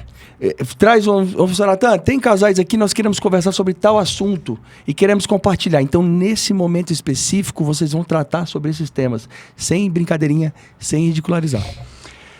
E o quarto pilar, amor, quer falar mais algo sobre isso? Não, vamos. E o quarto pilar, né, ele é... O que vocês imaginam que é o quarto pilar? Tá, eu vou falar logo. O quarto pilar para um relacionamento incrível chama Igreja Católica. Aí você já vai pensar assim, lá vem mais agora um caboclo querendo ser pastor de igreja, só que da Igreja Católica, que ele nem é padre. Mas eu posso dizer para vocês uma coisa, eu não sou nem um pouco desses românticos que fica pensando na beleza e do amor de Deus sobre mim. Não quer dizer que isso não exista, não quer dizer que eu não creia nisso na minha vida, mas eu não sou da pessoa que fala algo por esse argumento, tá? Porque eu sei que ele é fraco e se você não crê em nada, você vai sair daqui embora agora e eu não quero que isso aconteça. E eu quero que você veja a Igreja Católica pelo olhar do Natan, pelo olhar lógico, o olhar arrogante e o olhar de quem fala assim, cara, isso não é pra mim. Porque esse era o meu olhar ao olhar a Igreja Católica, né? E eu fui pego pela Igreja Católica pela consistência na argumentação e na realidade da vida. Ou seja, o que me trouxe para a Igreja Católica, tá? Porque eu fiz primeira comunhão, fui crismado, mas eu falo que a minha conversão se deu quando eu ganhei consciência sobre as coisas. E essa consciência, ela veio pura e simplesmente pela consistência de informação. Por aquilo que eu achava, porque eu achava. E um belo dia, quando eu fui pesquisar e estudar, e não precisei ver nada profundo, quando eu comecei a estudar de forma rasa, eu já falei assim, meu Deus, olha que coisa. Eu não sabia disso, né? Aí daqui a pouco eu fui ver outra coisa, meu Deus, olha que explicação. Então eu posso te assegurar, Natan, eu sou de outra religião, eu sou evangélico, eu sou protestante, ou sou adventista, sou testemunho de Jeová. Cara, não importa, tá? Eu não conheço essas todas. Eu tô falando da Igreja Católica porque é essa que eu conheço, tá? E se a sua igreja tem essa consistência documental muito bom, vai ser pro seu casamento, se você seguir isso, tá? Se não tem, te convido a conhecer essa consistência documental da Igreja Católica, tá? E por que o quarto pilar é a Igreja Católica? Porque ela é a única que tem um manual de instruções fácil, explicado, em, eu acho que são 23 línguas, que qualquer ser humano que tenha feito até a 7ª, 8ª série e conseguir ler um documento, vai entender. Ou seja, é simples, né? Natan, o que você faz, o que você fala, cara, tá escrito bonitinho sobre o casamento. E quando você pega essa consistência de informação, você fala assim, meu Deus, é só fazer isso, né? Então existe sim a transcendência, existe sim a crença, tá, na vida eterna, a salvação de Cristo, tudo isso eu vivo todos os dias para isso. Mas eu não comecei a partir disso. E você também não precisa começar a partir disso, tá? Quer falar algo aí, meu Deus? Quero, antes de você começar, que eu sei que você vai falar muita coisa legal. Eu queria só colocar um ponto, né? Que muitas vezes, isso que a gente acabou de falar, que é o que coloca a Igreja Católica como um pilar do relacionamento incrível, que é o fato dela ter um conjunto de regras, é também muitas vezes o que afasta as pessoas da igreja. É justamente ela ter um conjunto de regras. E aí, o que é interessante a gente meditar um pouco, né? Por que as pessoas querem fugir dessas regras? A Igreja Católica, brevemente, eu também não sou nenhuma estudiosa, entendedora, mas brevemente ela foi a igreja instituída por Jesus Cristo, quando ele encarnou aqui, quando Deus se tornou homem, teve aqui sua jornada e deixou nas mãos de um apóstolo a chave dos céus, né, que foi Pedro. E aí ele criou a igreja, e nessa instituição, ela tem como objetivo salvar as almas. Então, se esse aqui é o manual de instrução, hoje a gente trouxe os recortes que estão afetos a relacionamentos, mas lá tem a vida como um todo. Qual que é o objetivo desse manual? Fazer a máquina funcionar direito para alcançar o objetivo final, que é a salvação. Então, tudo que a igreja documentou e escreveu tem esse objetivo, né? Aí, lá na frente, teve a Reforma Protestante, tudo era uma só igreja, lá na frente teve a Reforma Protestante, e a gente teve outras denominações fundadas a partir dali. Mas o que é importante a gente falar? A igreja ela é feita da Sagrada Escritura, que é a Bíblia, e da tradição. Por quê? Porque quem fundou não estava lá escrevendo, né? Jesus estava lá ocupado com outras coisas. E a pessoa que fundou estava coladinha com ele. Tá. A pessoa que fundou foi Pedro, e Pedro conviveu com Jesus, né? Pedro esteve ao lado de Cristo. Então, ele tem coisas que não estavam escritas. Se eu fizer para vocês a biografia da minha vida, sem dúvidas, o Natan vai ter coisas que não vai ser possível de registrar. Um livro, ele tem limitações, né? E a Bíblia, ela foi um livro cujos livros que compõem a Bíblia, eles foram escolhidos. Tem vários outros livros que foram escritos, vários outros documentos que não fazem parte da Bíblia. Teve uma convenção, enfim, depois vocês pesquisem sobre esse assunto. Mas o que eu quero dizer para vocês é que a igreja ela é feita de escrita e de tradição. E a igreja é a mantenedora dessa tradição. Então, tem coisas que foram passando desde que Jesus deu as chaves a Pedro, ele fundou a igreja e foram passando pelas cidades, né, fazendo esse trabalho, esse discipulado. Tem coisas que ficaram no âmbito da tradição. E essas coisas que ficaram no âmbito da tradição, elas têm muito embasamento na vivência cristã. Né? Então não é só o que tá... porque muitas pessoas têm esse preconceito. Mas onde está escrito? Onde está escrito? Algumas coisas elas estão na tradição da Igreja Católica, que ela com muito zelo cuidou por todos esses 2000 e tantos... Já fez 2000? Enfim, 2000 anos. Dito isso, o que é importante a gente falar? Quando a pessoa quer fugir da Igreja Católica por conta dessas regras, é muito provavelmente porque ela não entende a finalidade dessas regras. Por que eu tenho que fazer isso? Que absurdo. A igreja se acha melhor. A pessoa que não tem o sacramento do matrimônio, ela é melhor que a outra. A igreja quer a salvação das almas. E salvar uma alma não pode, por definição, ser uma tarefa fácil e trivial. Então, sim, há que se seguir regras. Há, sim, um código de conduta a ser seguido. E, mais uma vez, um código de conduta lógico. A igreja não tira as regras da cabeça dela, né? Aliás, tira porque a cabeça é Cristo. Mas ela não tira as regras do nada. Essas regras estão alinhadas a uma perspectiva de salvação. Então, quando a pessoa vira pra mim e fala assim, mas eu não quero seguir a Igreja Católica porque eu não concordo. Cara, você nasceu, não tem 30 anos que você nasceu, você não estudou nada.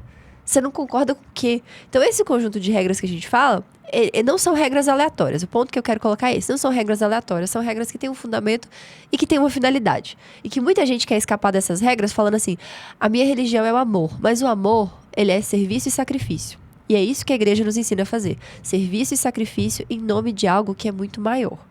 Era esse ponto só que eu queria colocar. É isso aí. Eu vou começar aqui, pessoal, e aí agora vai ser uma parte que a gente vai ler alguns trechos que a gente vai falar. Eu peguei no documento o Catecismo da Igreja Católica, direto no site do Vaticano, tá? Você vai lá. Isso aí, podemos deixar o link.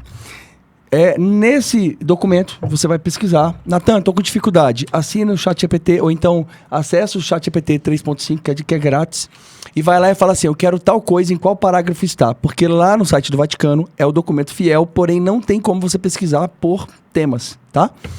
Mas enfim, vamos lá, olha só. Com relação ao matrimônio, o que o Catecismo da Igreja Católica fala? Eu vou trazer alguns parágrafos, tá? Vamos lá, parágrafo 1641. Os esposos cristãos, no seu estado de vida e na sua ordem, têm no povo de Deus os seus dons próprios, essa graça própria do sacramento do matrimônio destina-se a aperfeiçoar o amor dos cônjuges e a fortalecer a sua unidade indissolúvel. Por meio dessa graça, eles auxiliam-se mutuamente para chegarem à santidade pela vida conjugal e pela procriação e educação dos filhos. Olha só, isso é um dos parágrafos que o catolicismo ensina. Natan, por que você fala sobre isso? Olha que interessante, olha só. Eles se auxiliam mutuamente para chegarem à santidade pela vida conjugal e pela procriação e educação dos filhos. Vamos lá. Um casal que se auxilia mutuamente pela vida conjugal, pela procriação e educação dos filhos.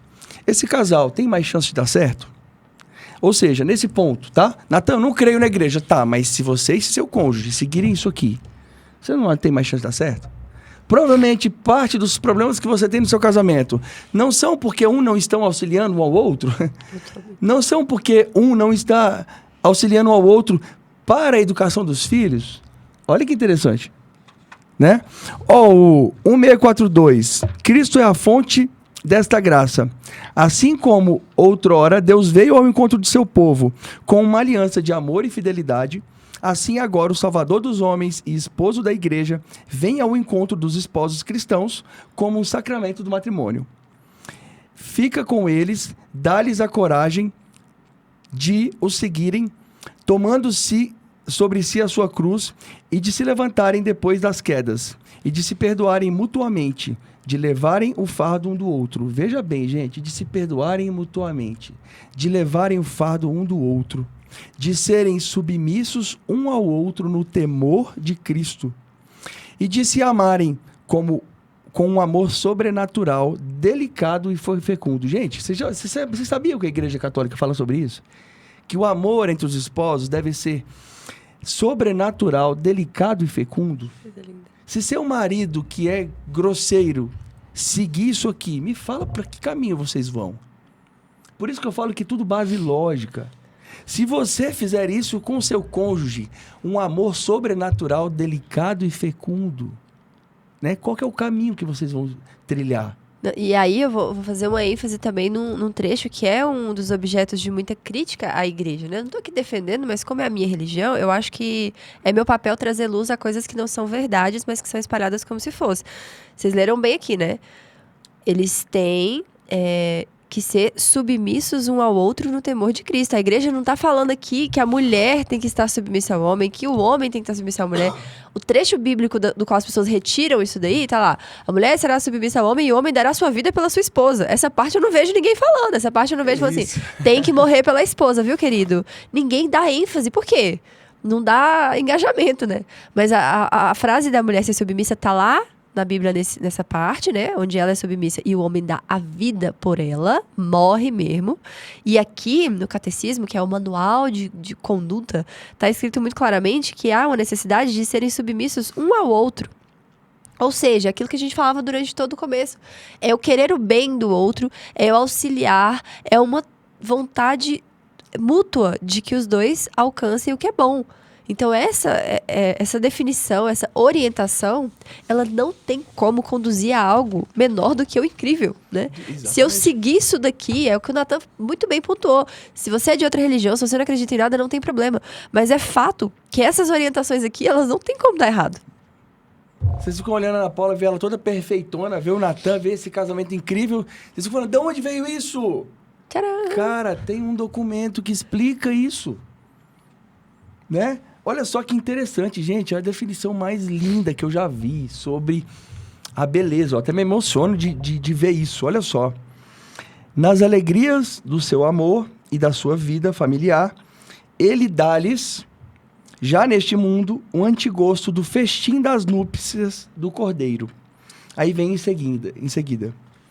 Onde irei buscar forças para descrever, de modo satisfatório, a felicidade do matrimônio que a igreja une, que a oblação eucarística confirma e a bênção sela. Olha só, os anjos proclamam-no, o Pai Celeste ratifica-o, e aí vem, que julgo o de dois cristãos unidos por uma só esperança, Um único desejo, uma única disciplina, um mesmo serviço. Ambos filhos do mesmo Pai, servos do mesmo Senhor. Nada os separa, nem no espírito, nem na carne. Pelo contrário, eles são verdadeiramente dois numa só carne. Ora, onde a carne é só uma, também um só é o espírito. Eu falo assim, eu me emociono porque é incrível isso aqui. Não, eu vou ter que ler de novo uma parte aqui, ó. Unidos por uma só esperança, um único desejo, uma única disciplina, um mesmo serviço. Gente, isso aqui é tão profundo, né? É uma frase tão pequena, mas que ela define por que o matrimônio é indissolúvel, porque vocês se tornaram uma só esperança, um único desejo, uma única disciplina e um mesmo serviço. Vocês estão caminhando para o mesmo lugar de mãos dadas. Não tem como isso, de repente, se dissociar. Então, às vezes, as pessoas... o que eu tô falando pra vocês, se a gente não estuda, a gente não entende. Se a gente não entende, a gente perde a oportunidade de acertar em coisas que já estão... O beabá já tá passado pra gente. Então, o casamento, o relacionamento, precisa ser indissolúvel em tudo. Uma só esperança, nós estamos caminhando para o mesmo lugar, a gente precisa querer a mesma finalidade, nós precisamos fazer o bem um ao outro todos os dias, porque você não faz mal para você mesmo. Se você se torna um só e tem a mesma esperança, se você tem um único desejo, olha que lindo isso, né? Porque muitos casais se separam por isso. Ai, não era é o meu projeto profissional, a gente não se alinhou. Vocês têm que ter um único desejo. E se vocês não têm, corram atrás de ter. Para ontem, né? Assim, já tá atrasado. É uma única coisa, uma única disciplina. O que é a disciplina? É aquele conjunto de regras que a gente vai seguir para atingir alguma coisa. Vamos os dois viver uma única disciplina. E um mesmo serviço. Gente, isso é lindo demais. Sério mesmo. Não, cara, Natan, mas eu vim do Oriente Médio lá, eu vim da África. Segue esse documento, meu amigo, que você vai ter um relacionamento maravilhoso. Você vai servir como nunca e você vai ter uma confiança inabalável. Não tem ninguém que baixa a sua autoestima. Um caboclo munido de uma mentalidade forte como essa. Não tem condição. Lê aí, meu amor, o próximo. Olha, o outro tem uma coisa incrível. Capítulo, parágrafo? É parágrafo. Parágrafo 1643. O amor conjugal comporta um todo em que entram todas as componentes da pessoa. O apelo do corpo e do instinto, força do sentimento e da afetividade, aspiração do espírito e da vontade. Visa uma unidade profundamente pessoal, aquela que, para além da união numa só carne, conduz à formação de um só coração e de uma só alma. Ihu! Que coisa linda. Exige a indissolubilidade e a fidelidade na doação recíproca definitiva e abre-se à fecundidade. Trata-se, é claro, das características normais de todo amor conjugal natural, mas com um significado novo, que não só as purifica, mas as eleva a ponto de fazer delas a expressão de valores especificamente cristãos. Gente, que coisa linda! Além da união numa só carne, conduz à formação de um só coração e de uma só alma. Uma só alma. É maravilhoso. É por isso que na Igreja Católica, a mulher pode levar o marido ao céu, ou o marido pode levar a esposa ao céu. Né? Ainda que a mulher ou que o marido sejam pecadores, eles podem salvar a alma um do outro. Porque eles são uma só alma. Natan, eu não acredito nisso. Tá. Mas viva como se você e seu marido fossem só uma só alma. O que vai acontecer com o relacionamento de vocês? Vocês vão se resolver. Você não vai querer rasgar sua carne, né? Se você começar a viver desse jeito. Se você colar com o Super Bonder, vocês vão um onde o outro vai. Vocês vão pensar no benefício do que vai fazer bem pra você, desde que faça bem pro outro também. Na hora de falar, e aí vamos voltar nos outros pilares que a gente colocou. Na hora de falar, como é que você vai falar com a sua carne? O que você vai desejar que ela ouça? O que você vai desejar que saia da sua boca pra chegar até ela? Na hora do serviço, como que você vai servir a sua carne? Né? Como que você vai querer que aquela pessoa se desenvolva? Se vocês estão unidos... Eu vou tatuar essa frase, pena que eu não gosto de tatuagem. Uma só esperança, um único desejo, uma única disciplina e o mesmo serviço. Essa é a base, gente. Maravilhoso. Olha o parágrafo 1620. Gente, eu não tô nem falando na ordem, porque na verdade eu li o documento todo e eu peguei para vocês alguns pontos importantes. Tem muito mais, tá? Mas vamos lá. Olha só, para quem, por exemplo, pensa, está iniciando a vida agora, né? Pensa sobre, por exemplo, a castidade, pensa sobre outras coisas, ou quem já iniciou também serve, tá? Mas vamos lá. Quer o sacramento do matrimônio, quer a virgindade por amor do reino de Deus, vem do próprio Senhor. É Ele que lhes dá sentido e concede graça indispensável para serem vividos em conformidade com a sua vontade. A estima pela virgindade por amor do reino e o sentido cristão do matrimônio são inseparáveis e favorecem-se mutuamente. Olha só. Denegrir o matrimônio é, ao mesmo tempo, diminuir a glória da virgindade. Enaltecê-lo é realçar a admiração devida à virgindade. Porque, no fim das contas, o que só em comparação com um mal parece bom, não pode ser um verdadeiro bem.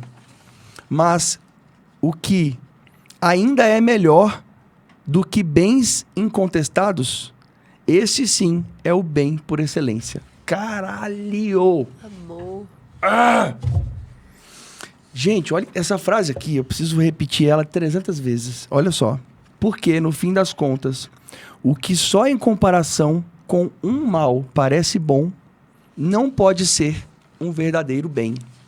Mas o que ainda é melhor do que bens incontestados, esse é que é o bem por excelência. A gente muitas vezes olha, por exemplo, o casamento, a gente olha a virgindade, a castidade, que inclusive dentro de um casamento, por muitas vezes a castidade é necessária, tá? E você compara aquilo ali e fala assim, caramba, cara, é complicado no casamento, eu tenho que fazer, por exemplo, eu não aguento a castidade, porque a castidade é muito difícil, a minha esposa é difícil. Aí você pega exatamente essa parte aqui, olha só. Eu vou ler de novo, porque eu estou impressionado com essa frase. Olha só.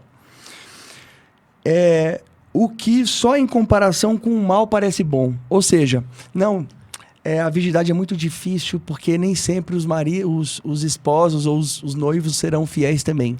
Então não vou ser virgem. Ou seja, a não virgindade em comparação com outro mal parece bom, mas não pode ser um verdadeiro bem. Agora, eu vou ser virgem porque o meu objetivo é transcendente. É lá em cima. É na minha integridade espiritual. Isso, tá? Independente de qualquer outra coisa que tenha, independente inclusive que o meu esposo, que tudo aconteça bem, isso ainda é um bem maior. Esse sim é o verdadeiro bem por excelência. Então a gente tem que tomar cuidado com inúmeras coisas que a gente fala que parece que é bom. Por exemplo, mas o marido abusa da mulher, no sentido de que ele não serve em casa, ele não faz isso, ele não faz aquilo. Então faz sentido que a mulher traia o marido. Cara, isso aqui é uma comparação de algo ruim com outra coisa ruim. Isso não tem como ser bom. Mas parece que é bom. Não, maravilhoso, né? Se uma coisa é pra parecer boa, eu preciso comparar ela com uma coisa horrível, já há indícios de que aquilo não é bom. Então a gente vive um tempo onde a libertinagem, a promiscuidade, a loucura sexual está disseminada. E isso reverbera em outras coisas, né? Então quando eu falo de métodos naturais, as pessoas... Eu vou bater de novo nessa tecla que foi uma mensagem que eu recebi, né? Até nisso a igreja castiga a mulher. Porque no momento que ela mais tem desejo sexual, ela tem que se abster. Essa foi uma frase que eu recebi. E veja bem, qual é a questão por trás dessa interpretação? A falta de sentido das coisas, né? O que a gente está falando ali do método natural quando a igreja sugere esse espaçamento de gestações por motivos graves e justos? Que haja um sofrimento proporcional ao bem que é gerar uma vida. Então, esse sofrimento, ele não é da mulher, esse sofrimento é do casal. A igreja nos convida a nos abster, né, das relações. Para quê? Para que a gente coloque naquilo ali o sacrifício necessário. Então eu tenho que ter filho? A ordem natural, a finalidade natural da união de um casal, ela é a procriação. Não significa que a gente se case para isso. mas que significa que quando a gente se casa, essa é uma consequência possível. Vão ter situações na vida de cada casal particulares, não existe uma lista sobre isso, que vão ter que exigir deles um sacrifício. O sacrifício de não poder receber as almas que Deus gostaria de confiar a eles. Sei lá, existem dos mais diversos motivos, que precisam de uma análise muito cuidadosa. Mas o bem verdadeiro, não há dúvida sobre ele. Enquanto que o mal falseado de bem, ele precisa de uma comparação com outra coisa podre. Então, se eu preciso... A laranja, quando tá boa, eu já fui comprar laranja. A laranja, quando tá boa, ela tá boa. Agora, se eu precisar pegar uma laranja podre pra olhar assim, não, essa aqui tá menos podre, então eu acho que ela tá boa. Ela não vai tá. Quando você abrir, ela vai tá podre. Agora, você tem que olhar a coisa isolada. Isoladamente, o bem, ele reluz, né? O bem, ele é claro e cristalino. Quando você olha pra ele, você vê que ele não traz consequências ruins, você vê que ele não tá pervertido, você vê que ele não vai te levar pra um buraco mais pra frente, numa análise rápida. Você não precisa pensar muito. Agora, quando você precisa começar a justificar, né? É uma coisa que a gente pode levar pra vida. Quando eu tô tendo uma conduta, mas eu gosto de me relacionar com qualquer um. Eu sou mulher livre, eu nasci em anos 2000, ano da liberdade. Aí você vê, na hora que você fala isso, você já vê um monte de problemas. Às vezes você vai mascarando os problemas. Mas é melhor isso do que casar e ser submissa, né? É melhor isso do que...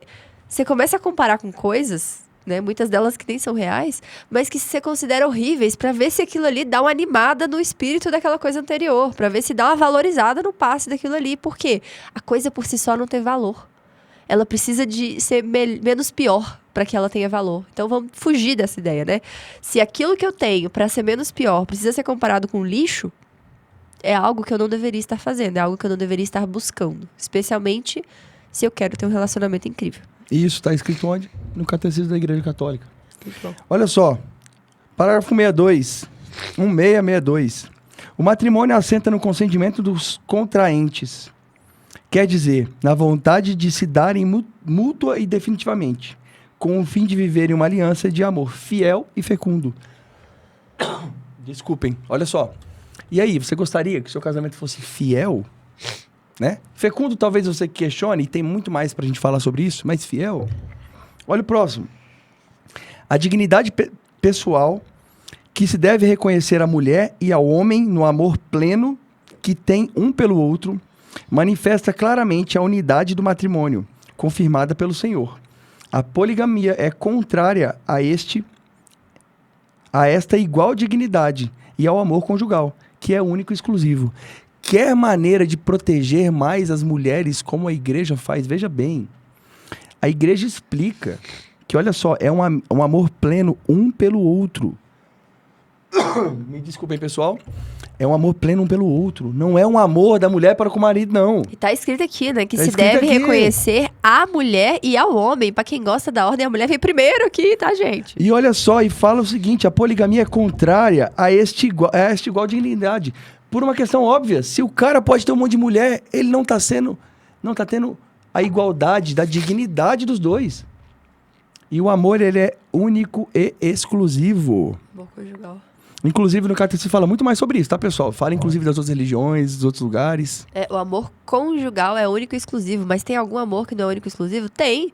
O amor fraterno, né? O amor maternal dos pais para com os filhos. Ele não é único e exclusivo. Por quê? Porque eu posso ter vários filhos e todos eles receberão aquele mesmo amor. Ainda que sejam relações de pessoas diferentes, a gente tá falando do mesmo amor que parte de mãe para filho. Já o amor de cônjuge para cônjuge é um só.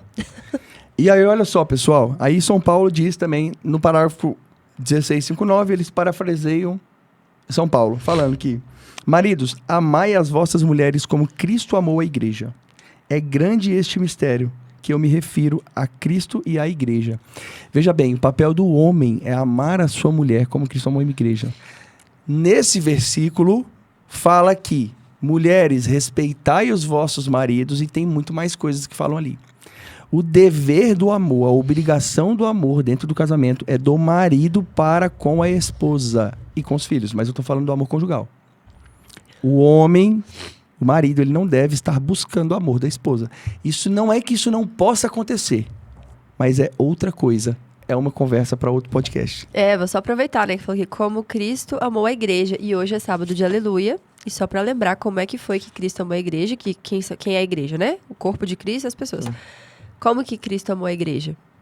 Ele estava lá, agorinha, numa cruz, pregado, com a coroa de espinhos, depois de ter sido açoitado, depois de estar desfigurado, depois de ter passado fome, depois de ter sido surrado de tudo que era forma, carregado a sua própria cruz, que era muito pesada, e nela ser pregado. Foi assim que ele amou a igreja, né? Ele não precisava passar por nada disso, afinal de contas ele é Deus, mas ele, por esse amor, morreu. É isso que o marido deve fazer pela esposa, né? Olha que igreja mais opressora. Não, veja bem, quando ele estava no ápice da dor, quase morrendo, o que ele falou?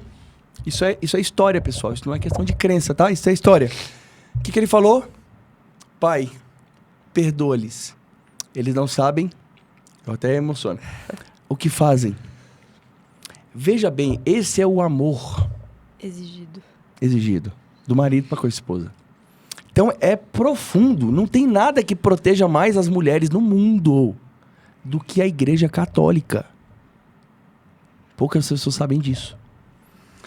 Fala sobre família. Minha gata, dá uma lida nos 4 aí de uma vez só por causa do horário nosso aí, por favor. Tá bom. Vamos lá. Parágrafo 1666. O lar cristão é o lugar onde os filhos recebem o primeiro anúncio da fé. É por isso que a casa de família se chama com razão igreja doméstica, comunidade de graça e de oração, escola de virtudes humanas e de caridade cristã. Escola de virtudes humanas. Como isso pode ser ruim? Se a sua família tá pautada, que a sua casa é uma escola de virtudes humanas, e aí? Segue.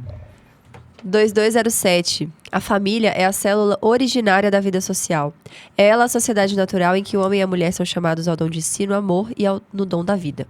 A autoridade, a estabilidade e a vida de relações no seio da família constituem os fundamentos da liberdade, da segurança, da fraternidade no seio da sociedade. A família é a comunidade em que, desde a infância, se podem aprender os valores morais, começar a honrar a Deus e a fazer bom uso da sua liberdade. A vida da família é a iniciação à vida em sociedade. Fazer bom uso da liberdade. Ninguém falando que não tem que ter liberdade, é fazer bom uso dela. 2208. A família deve viver de modo que os seus membros aprendam a preocupar-se e a encarregar-se dos jovens e dos velhos, das pessoas doentes ou incapacitadas e dos pobres. São muitas as famílias que em certos momentos não se encontram em condições de prestar esta ajuda. Recai então sobre outras pessoas, outras famílias e subsidiariamente sobre a sociedade o dever de prover a estas necessidades. A religião pura e sem mancha aos olhos de Deus nosso Pai consiste em visitar os órfãos e as viúvas nas suas tribulações e conservar-se limpo do contágio do mundo. 2212. O quarto mandamento esclarece as outras relações na sociedade. Nos nossos irmãos e irmãs vemos os filhos dos nossos pais. Nos nossos primos, os descendentes dos nossos avós. Nos nossos concidadãos, os filhos da nossa pátria. Nos batizados, os filhos da nossa mãe igreja. Em toda a pessoa humana, um filho ou filha daquele que quer ser chamado nosso pai. Daí que as nossas relações com o próximo sejam reconhecidas como de ordem pessoal. Agora atenção. O próximo não é um indivíduo da coletividade humana. É alguém que, pelas suas origens conhecidas, merece uma atenção e um respeito singulares. Misericórdia, isso é bom, hein? Sensacional. Vou ler mais um? Lê mais um aí. 2117. Enquanto viver na casa dos pais, o filho deve obedecer a tudo o que eles lhe mandarem para seu bem ou o da família. Filhos, obedecei em tudo aos vossos pais, porque isto agrada o Senhor. Os filhos devem também obedecer às prescrições razoáveis dos seus educadores e de todos aqueles a quem os pais os confiaram. Mas se o filho se persuadir em consciência de que é moralmente mal obedecer a determinada ordem, não o faça. Obedecer às prescrições razoáveis. Se a coisa for ruim, você não é obrigado a seguir. Com o crescimento, os filhos continuarão a respeitar os pais, adivinharão os seus desejos, pedirão de boa vontade os seus conselhos e aceitarão as suas admoestações justificadas. Deve ser outra coisa. Admoestações. É isso mesmo? Aham. Não sei o significado dessa palavra. É as imposições. Ah, tá. A obediência aos pais cessa com a emancipação, mas não o respeito que sempre lhes é devido. É que este tem a sua raiz no temor de Deus, que é um dos dons do Espírito Santo. Então a obediência cessa, mas o respeito não. Olha só, pessoal, isso aí é rapidão aqui que a gente tem pouco tempo. Mas a questão é, olha só, a família, ela é um ambiente de escola de virtudes. Aqui ensina como é que os filhos devem ser tratados, como é que você deve tratar os filhos, como é que você deve agir diante dos filhos. Se a sua família seguir isso aqui, você vai ter filhos bem educados, você vai ter uma vida incrível. Não tem como dar errado. Não significa que seja fácil, né? Ó, quer falar algo, Miguel? Não, pode seguir. 2:18. O quarto mandamento lembra aos filhos adultos as suas responsabilidades para com os pais, tanto quanto lhes for possível. Devem prestar-lhes ajuda material e moral, nos anos da velhice e no tempo da doença, da solidão ou do desânimo. Jesus lembra este dever de gratidão. Deus quis honrar o pai pelos filhos e cuidadosamente firmou sobre eles a autoridade da mãe. O que honra o pai alcança o perdão dos seus pecados. E quem honra a mãe é semelhante àquele que acumula tesouros. Quem honra o pai encontrará alegria nos seus filhos e será ouvido no dia da sua oração. Quem honra o pai gozará de longa vida, e quem lhe obedece consolará a sua mãe. Filho, ampara o teu pai na velhice. Não o desgoste durante a sua vida. Mesmo se ele vier a perder a razão, sê indulgente. Não o despreze. Tu que estás na plenitude de suas forças. Gente, você que está na plenitude, é muito fácil você ser arrogante, você desprezar as pessoas. Tu que estás na plenitude de sua força, não o despreze. Certo? É como um blasfemador, o que desampara o teu pai, e é amaldiçoado por Deus aquele que irrita a sua mãe. Gente, é sério, se você ensinar isso para os seus filhos, qual que é o futuro? Né? O respeito filial favorece a harmonia de toda a vida familiar. Engloba também as relações entre irmãos e irmãs. O respeito pelos pais impregna todo o ambiente familiar. A coroa dos anciãos são os filhos dos seus filhos. Suportai-vos uns aos outros na caridade, com toda a humildade, mansidão e paciência. Olha essa frase também, né? Suportai-vos uns aos outros na caridade, com toda a humildade, mansidão e paciência. Aplique isso no seu relacionamento também. E aí tem aqui os deveres dos pais. Quer que eu leia? Leia, por favor.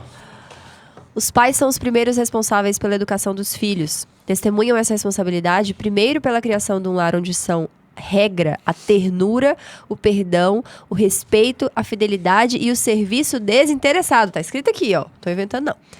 O lar é um lugar apropriado para a educação das virtudes, a qual requer aprendizagem da abnegação, de sãos critérios, do autodomínio, condições da verdadeira liberdade. Abnegação, critérios sãos e autodomínio, que são condições da verdadeira liberdade.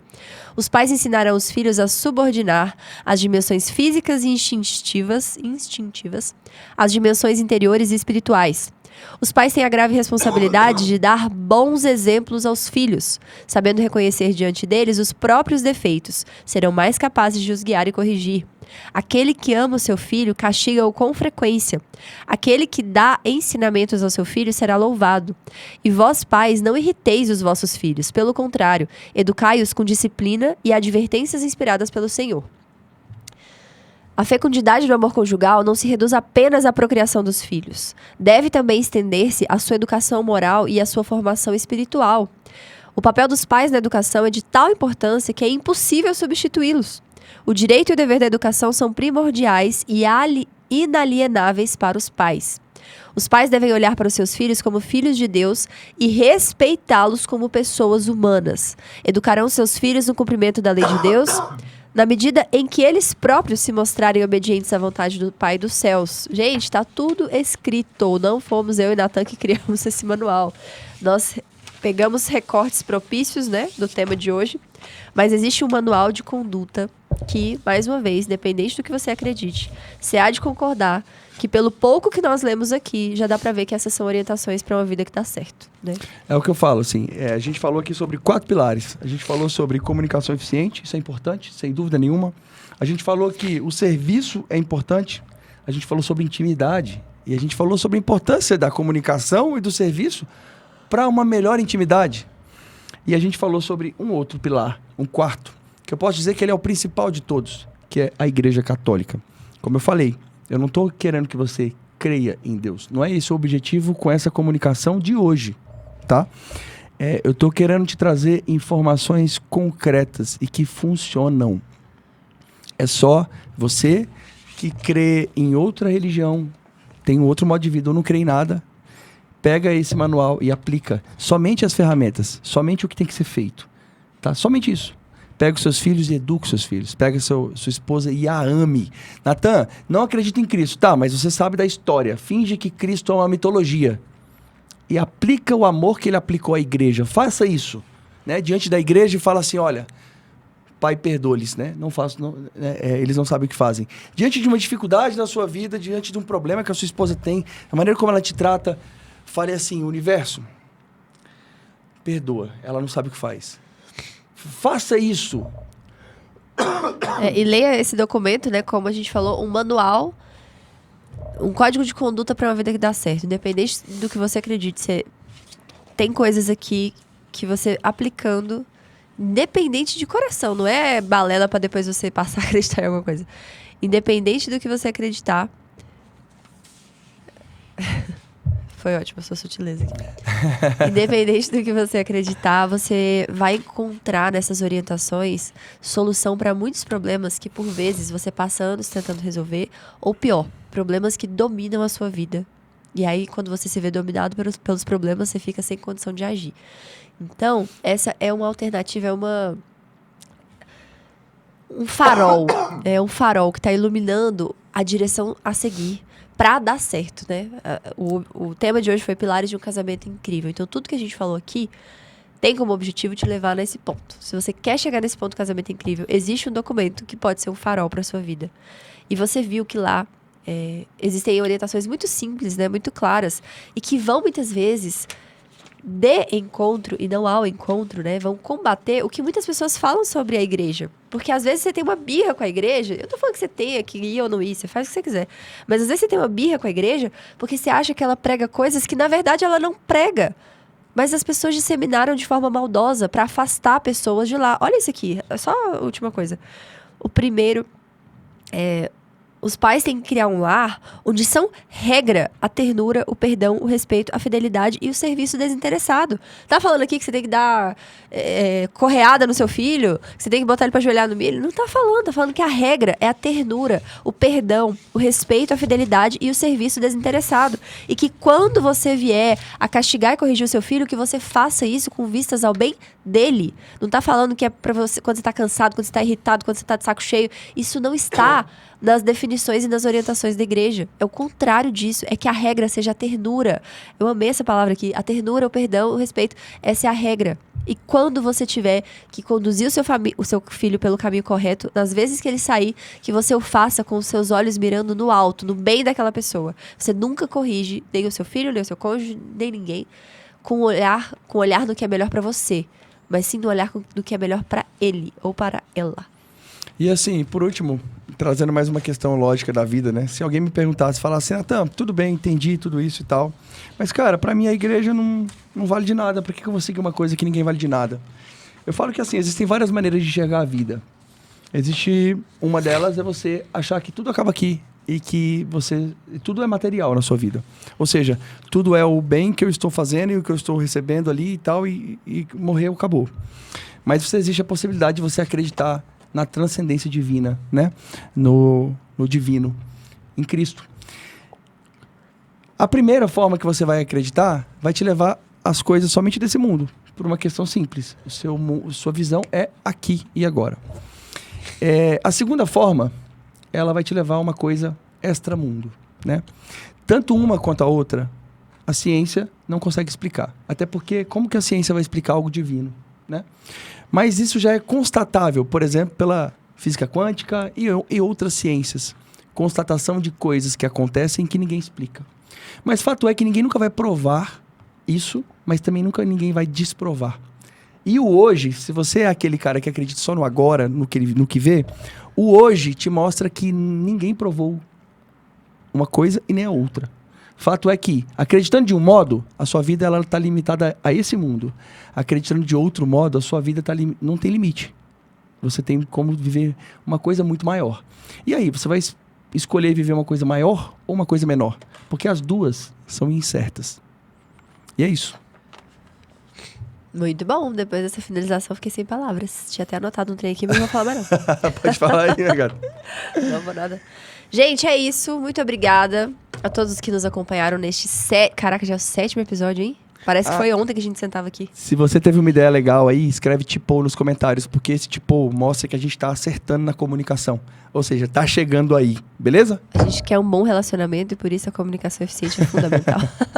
Não se esqueça de se inscrever neste querido canal. Nossa meta é chegar a 10 mil inscritos neste mês de abril que a gente tá, né?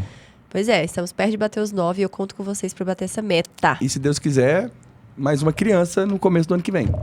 Ainda não, mas quem sabe. Não, você sabe que eu comecei a fazer os vídeos do avião, tá todo mundo achando que eu vou anunciar o 5º passageiro, né? Quem Ia dera, ser hein, muito cara? legal, mas pro menino, pra eu poder anunciar, os outros vídeos já estão prontos. Ele tem que chegar até semana que vem, a notícia, pelo menos. Vixe! Será? Então vamos lá, tomara que chegue. É isso, pessoal. Um beijo. Muito obrigada. E até o próximo episódio. Valeu! Te amo. Te amo.